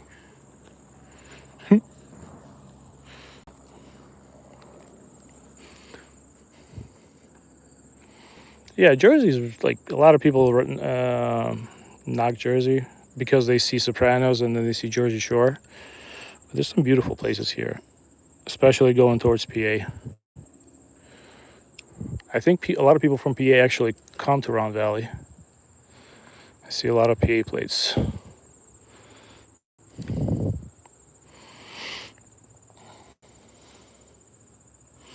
I'm gonna try this this worm that I have on one more time, and then we'll switch up a worm.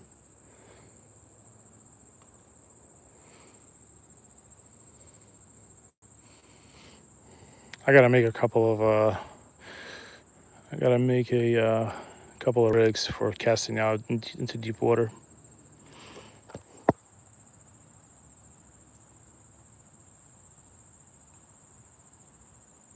Imagine me fishing for carp, Tali. You guys, there's gonna be like 3 people in the stream. I've never actually fished for carp, but I think there's carp in this water. If I could do a stream for like 10 hours, I don't even care how many people watch. I bet you I would land so much more fish. But that would basically mean I would have to get a spot, get a battery pack for my phone, and just keep fishing until I get something.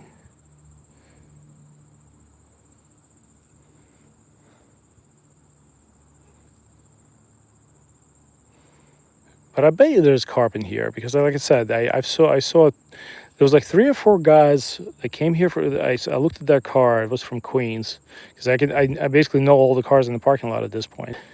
And it was like they were fishing with bamboo rods specifically set out for carp fishing, and they were so out of place here. And they only come here during certain seasons.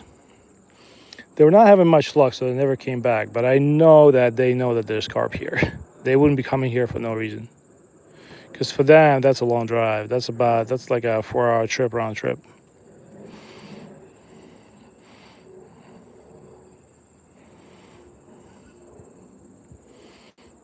I'm gonna toss it in the weeds one more time. On Thursday, by the way, for those of you that stick around, on Thursday I'm gonna go to Sandy Hook again. So we're gonna do ocean fishing for fluke. I know you're not allowed to keep fluke anymore, but it doesn't mean we can't catch and release them. Either way, I never catch keepers. So last stream I caught like 15 fluke. It was a beautiful New York City view. It was enjoyable. That was a good stream. I caught about 15 fish. All of them were not keepers. We put all of them back. It was fun. There was nobody around me. I was just by myself at the beach.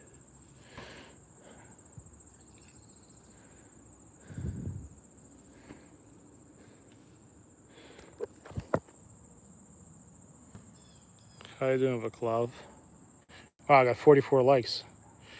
I don't know if I deserve that. Thanks, guys. I appreciate it. No, I really do. I think I broke 1,000 subscribers today. I think I was, before I started the stream, I was like at 975. So that would be awesome. I never thought that would happen. Never in my life. Especially when I first started making shorts.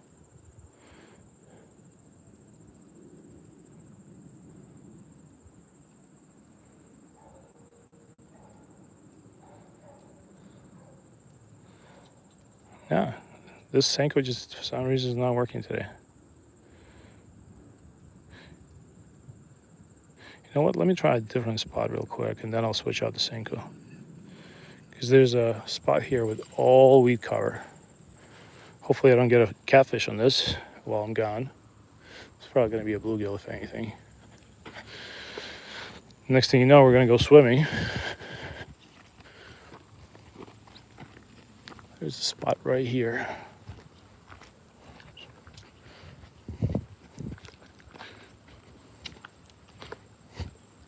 But yeah, mostly, if you were to watch me fish 1 month ago, I mostly just fish ultralight.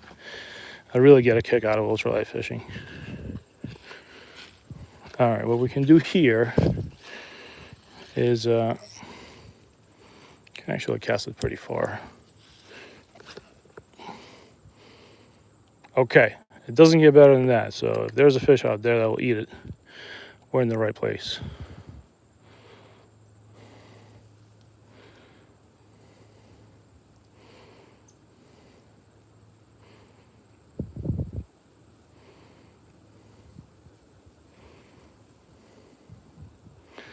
I do notice that the yum worm compared to the Yamamoto worm, it definitely has lower density because and it definitely weighs less because it floats more on top of the water. I think the Yamamoto worm is higher density because it sinks faster. Because I do notice that the one I'm throwing now it mostly stays top water.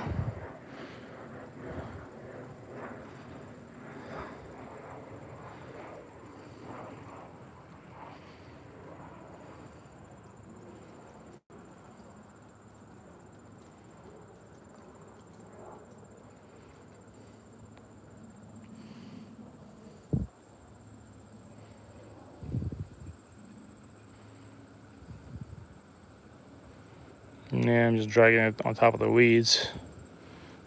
Try and make it look like a little baby snake.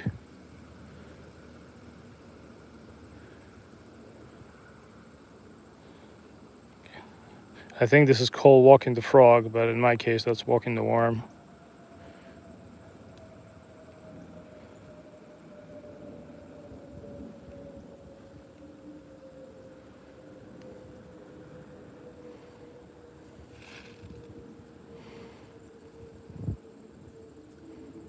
All right, here it is. It's back. I think this is why I stopped bass fishing years ago, because I would have two of my kids with me and we'd have no luck catching bass. Sometimes we did, especially in the spring.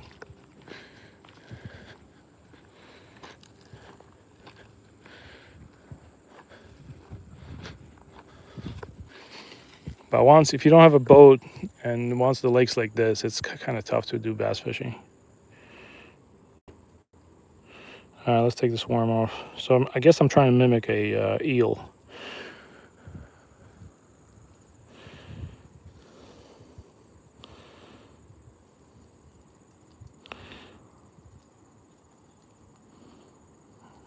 I'm gonna take this worm off.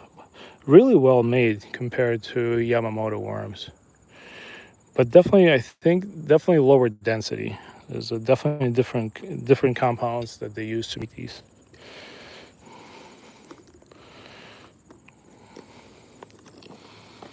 Give me a sec.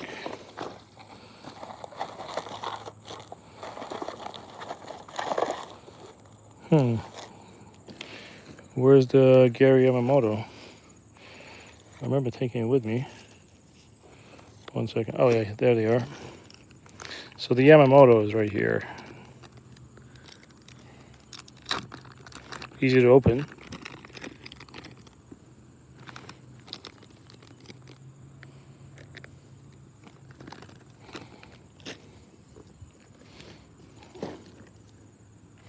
Let's see what time it is. So yeah, I can probably fish for the next 15 minutes to be realistic. Let's try catching bass. I remember the surf fishing stream. I caught a fluke in the last. I had 1% left on my phone.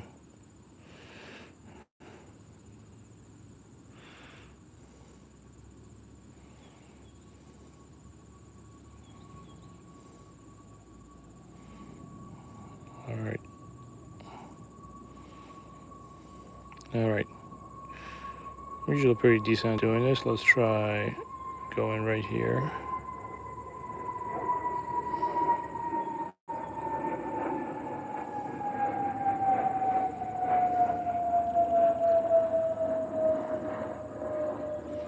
Okay, here we go. The Yamamoto worm. Let's see if it'll work better.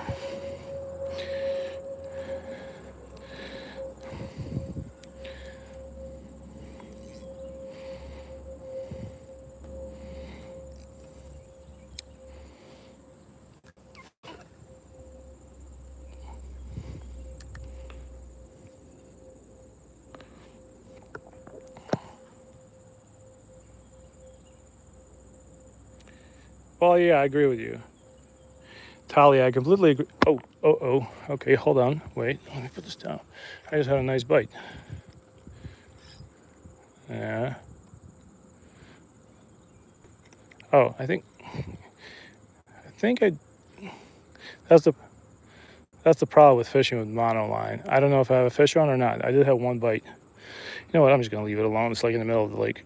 It's fine. It's not going anywhere. That's why we stopped, because, like I said, I repeat myself like a million times. I'm sorry about that, but I usually started fishing with my kids. So if we can't catch a fish within the first 20, 30 minutes, we usually have a problem with patience. That's why we went to ultralight fishing, where we can catch, if it's a good day, we can come home with, like, everybody talks about their 20 fish. Bass fishing, especially if you can't do sunset fishing, most of the time you're doing this. Sorry if I'm putting you to sleep. So tomorrow what I'm going to do is I'll grab my ultralight, and I know a place where I can just keep catching fish. We'll go catch some bluegills. Even if the conditions are not perfect, we'll catch some bluegills and some dinky bass. I know a spot. Maybe even a bigger bass, but no guarantees.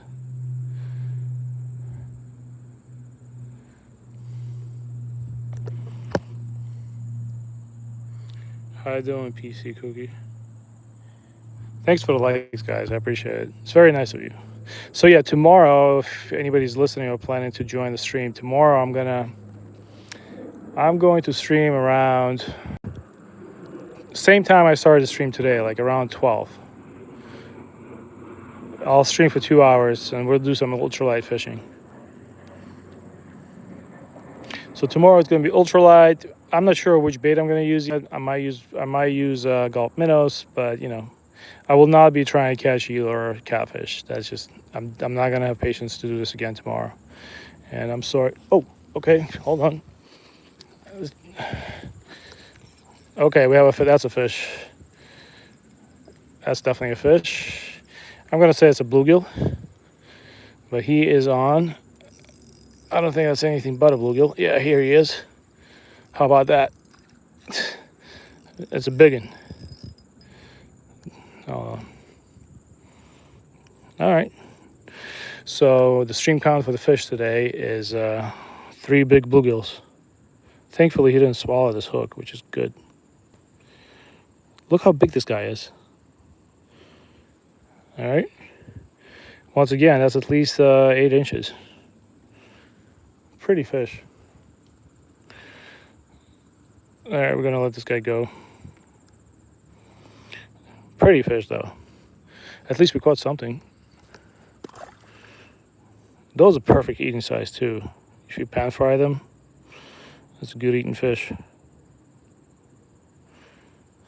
All right, let's cast it out there.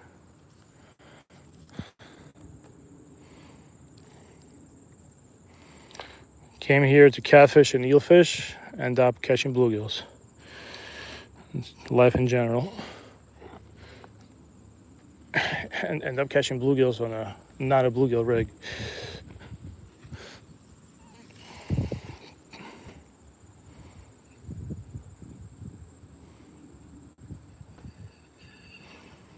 I'm gonna throw this into the weeds. Hold on. I mean, I have to catch something. Something decent sized. Oh man, not again. And another yeah, that's what happens when you put too much line on. Oh yeah, I definitely messed it up. Lesson learned.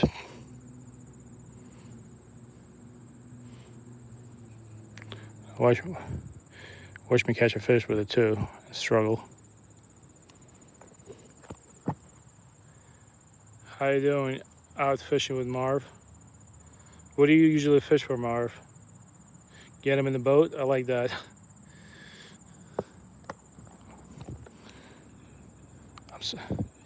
With my luck, I might actually, I have a huge bird nest on my line right now, but with my luck, I might actually catch a fish.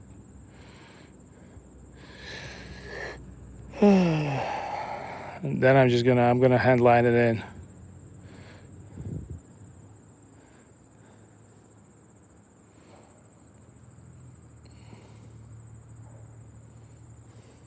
Tally, have you been out fishing yet in SoCal?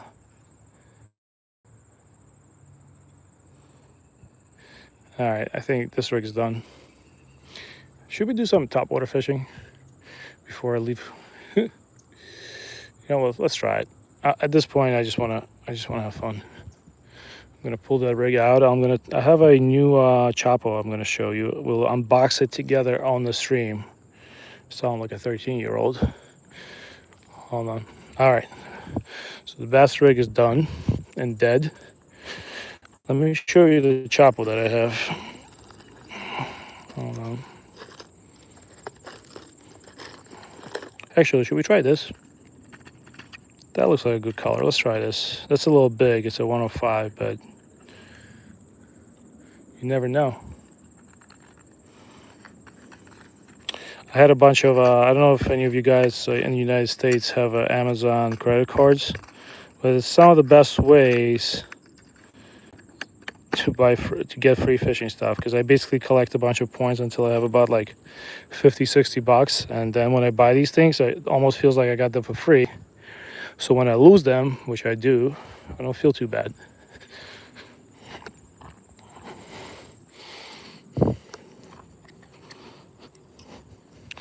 All right,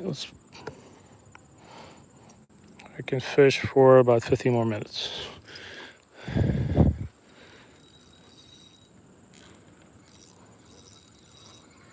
That's not a catfish, is it? Hold on. Wait a minute. No way. No way that's a fish. No way. That's seaweed. Oh no, hold on. It is a fish. It's a bluegill. All right. Well, at least something. Anybody want some seaweed?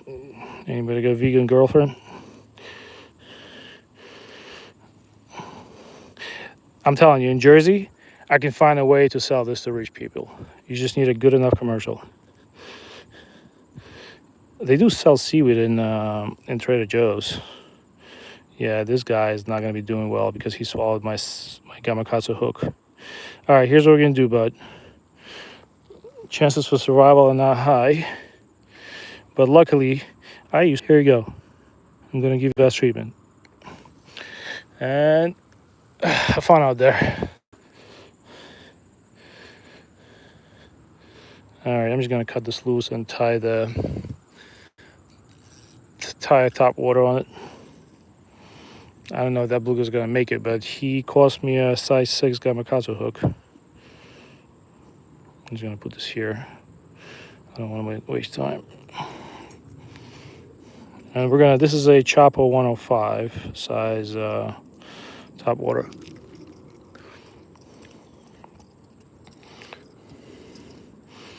Still wondering if that bluegill's gonna make it. That size 6 is pretty deep into him.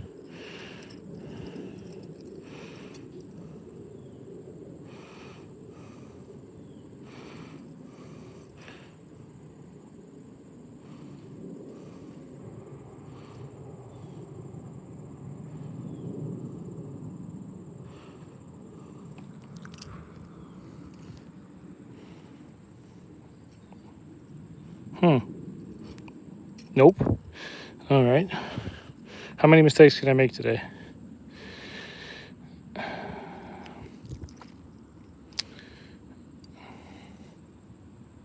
It's always more fun when there's like 50 people watching me.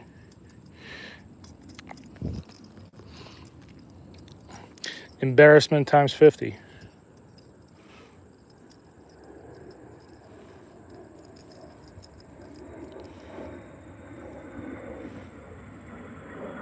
There's a lot of private jets going to Morristown today. Usually Tuesday is not a very high travel day for politicians and other people, but I guess today is different. Something might be going on. Because when I drive a lot of very important people around, usually the busiest day is Monday morning and Thursday afternoon, because very important people do not like working on Friday. I'll tell you that. All right, so this is a Chapo 105. Let's try it. Let's fish it for 10 minutes and call it a day with the stream. I appreciate all those who joined me today. I know it's been boring. Tomorrow, I'm not going to bore you to death. And especially on Thursday, I'm going to take you out to the Atlantic Ocean.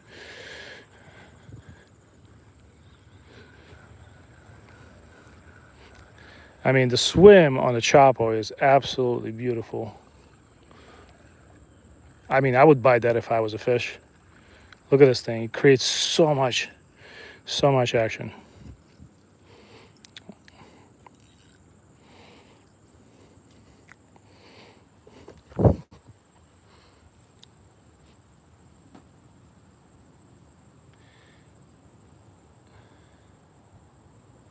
Okay, hold on. Steve Mitchell, you know what I'm going to do? I'm going to take your advice. I'm going to print the screen right now. I don't know if you're still in the chat. I appreciate the advice, so I'm not going to back down from it. So Chapos, I just bought them. You have a vegetarian brother. So Tali, I just bought the Chapos. I just got them this weekend. I had a huge strike on it, but I didn't land the fish. Actually, at this lake. But I want to go back to Steve Mitchell. What I'm going to do is I'll take your advice, and I'll try it next time. How about that? What I usually do is when people give me advice, I don't brush it off. I actually print screen the chat, and I come home and I look through it when I have time. So I will take your advice. I just started fishing with Topwater again like last week, and people were teaching me in the chat as I was fishing, which was very appreciative. I was very appreciative of that.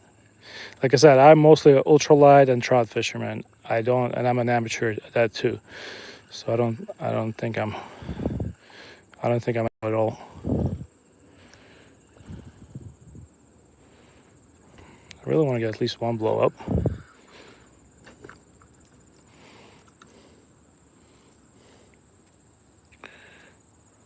Yeah, so far we only caught 4 bluegills, no catfish, no eel. We sacrificed about 10 worms.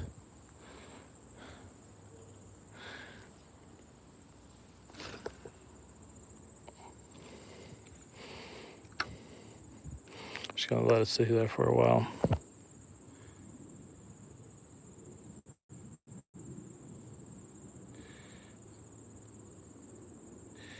So, hey Dima, welcome back. So to answer you guys, so I don't know if you ever saw my video with, I have a long form video with the Walmart frog, the one you can buy for 97 cents.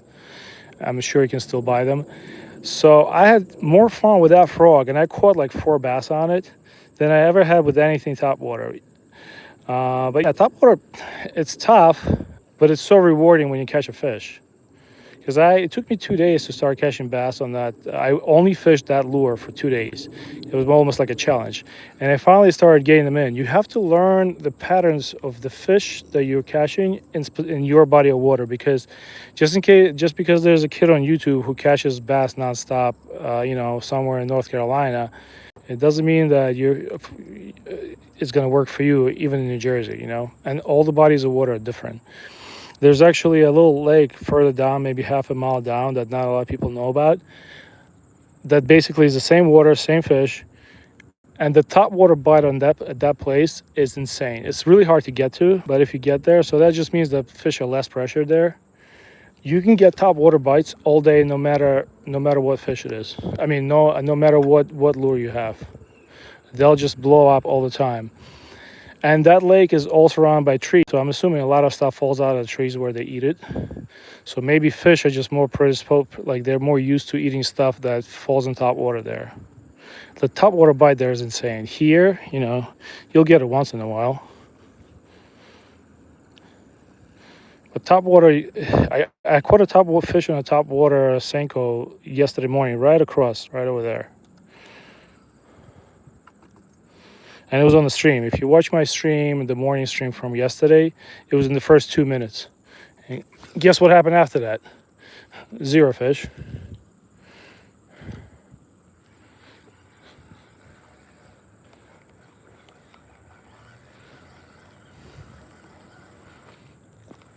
Sometimes they bite when you stop. But you can probably hear the noises that thing is making. It creates quite a crazy ruckus in the water.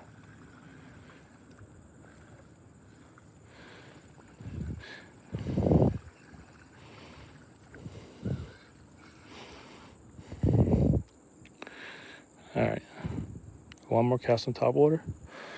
It scared the crap out of all the turtles. They all jump back in the water. So yeah, guys, just in case you join the stream, that's not my trash. That's the trash I found. I'm gonna take that home with me. I don't want you to think that I'm, throwing crap around. I like to clean up this place every time I come here. There's a couple of more cans I'm probably gonna find.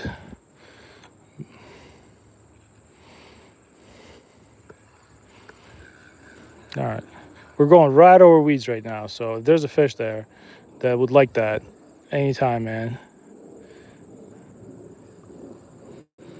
We're going right over them right now.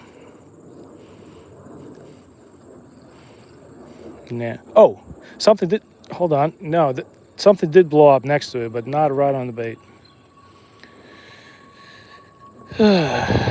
Frustrating.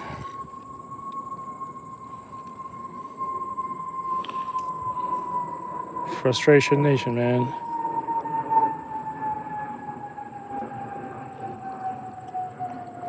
But I appreciate those that are staying in and commenting on the stream. I know today, I promise you today, tomorrow when I take you fishing, I'm gonna say we catch at least 15 fish. How about that? We're just not gonna be catching catfish. Tomorrow I know where I'm gonna take you. Unless something comes up. I might have a job that comes up during the day. But I have a lot of jobs early in the morning tomorrow, like 3 a.m. And I should be free to go fishing around 12 p.m. Eastern. How you doing, Noah? My favorite lure to use, just to answer Noah, is a gulp minnow. His gulp minnows just never fail for us. We catch everything on them. Bluegills, bass, even catfish, everything just bites them. So if I'm with my children, I'm using gulp minnow for everything. The biggest bass I caught on a gulp minnow was a 3.5 pounder. And it was a complete accident too. I used the 2.5-inch gulp minnows. If you ever watch my shorts, you'll know that I use them to catch trout too. Trout absolutely love gulp minnows. I'm talking about stock trout here in Jersey. They absolutely love gulp. Especially if you throw it not on a jig head, but just weightless, or put a little split shot. If my 6-year-old can catch trout on gulp minnow, anybody can. How you doing, Fungi? Altamonte Springs. What state is that?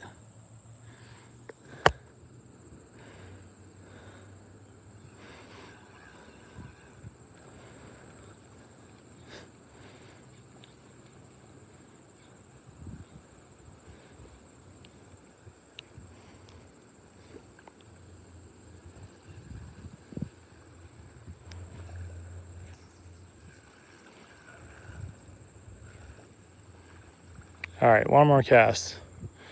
One more cast with the Chapo. It's a really pretty lure. It's actually clear, if you can see it. It sort of reminds me of like a shad or a bluegill. I'm probably going to return the bigger ones. I bought a bunch of them, and I think going smaller is actually a good idea. Somebody commented on one of my shorts saying that they have a much better luck with 75 millimeter chapos than the bigger ones. So I bought it with Amazon Prime, so I can always I haven't used them, so I can just return them and get the smaller ones. I'd rather catch more fish than catch bigger fish. All right, one more cast.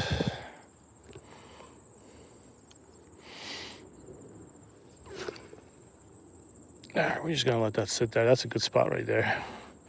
I'm gonna wait for the stuff to clear.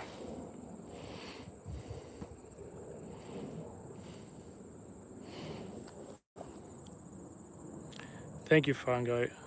Oh, nice, Florida. I love Florida. I just went to the Panhandle with my family. It was a nice cheap vacation. We went to Port St. Joe. We flew into Tampa. I saw a couple of my friends in Tampa, and we drove up to Port St. Joe in the Panhandle. And man, what a beautiful place. It was actually colder than New Jersey.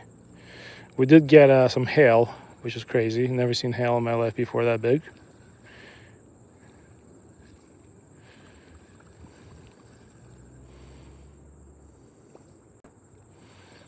All right. Oh, man. Okay, of course I picked up the most seaweed for the last cast.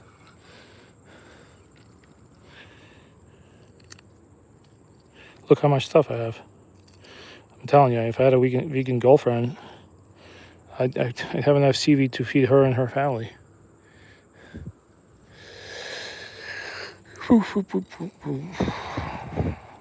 Hope my wife's not listening to the stream. I'm just kidding. I'm just kidding. Next thing you know, I'm not going to wake up.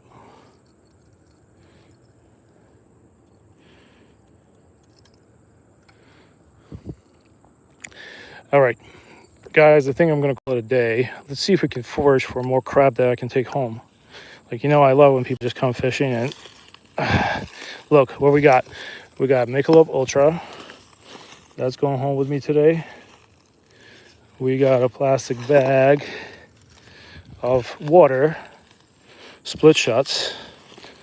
Let's see what else we got. Oh man, I really don't want to crawl in there. What is this? It's a crash can of, oh, I know this brewery. I forgot the name of it, but I know. So all that crap's going to go home with me today. Otherwise, I just wanted to thank people that joined me in the stream. I know we didn't catch a catfish or an eel today, but hey, I appreciate you guys. It's very nice of you to join me. How you doing, Anja? Tali, yeah, I know. I try to clean up every time, man. I try to clean up. Sometimes if I just have my chest back on me. Today I have a kitchen bag with me. I was expecting to catch an eel, but if I just have a chest bag, I usually come back and clean it up next day. But like you see, people just throw crap around everywhere. Nobody cares. Like, I cleaned this place up 2 weeks ago, and this is how much crap is here again. Oh, nice. Anja Budenbender. Nice, I like that name, dude. That's awesome. Well, Anja, I'm going to finish my stream because I have to go back home. If I don't get home by 3 o'clock, I'm going to turn into a pumpkin. Let me tell you. So I got to run home. I appreciate you guys joining. Tomorrow I'll stream around 12 p.m. Eastern Time. We're going to catch more fish tomorrow, guaranteed. And once again, I just wanted to thank you for helping me get to 1,000 subs. And thanks for joining me on every stream. Tali, have a great night, man. Or have a good day, actually, in California. All of you, thank you again. Have a good one.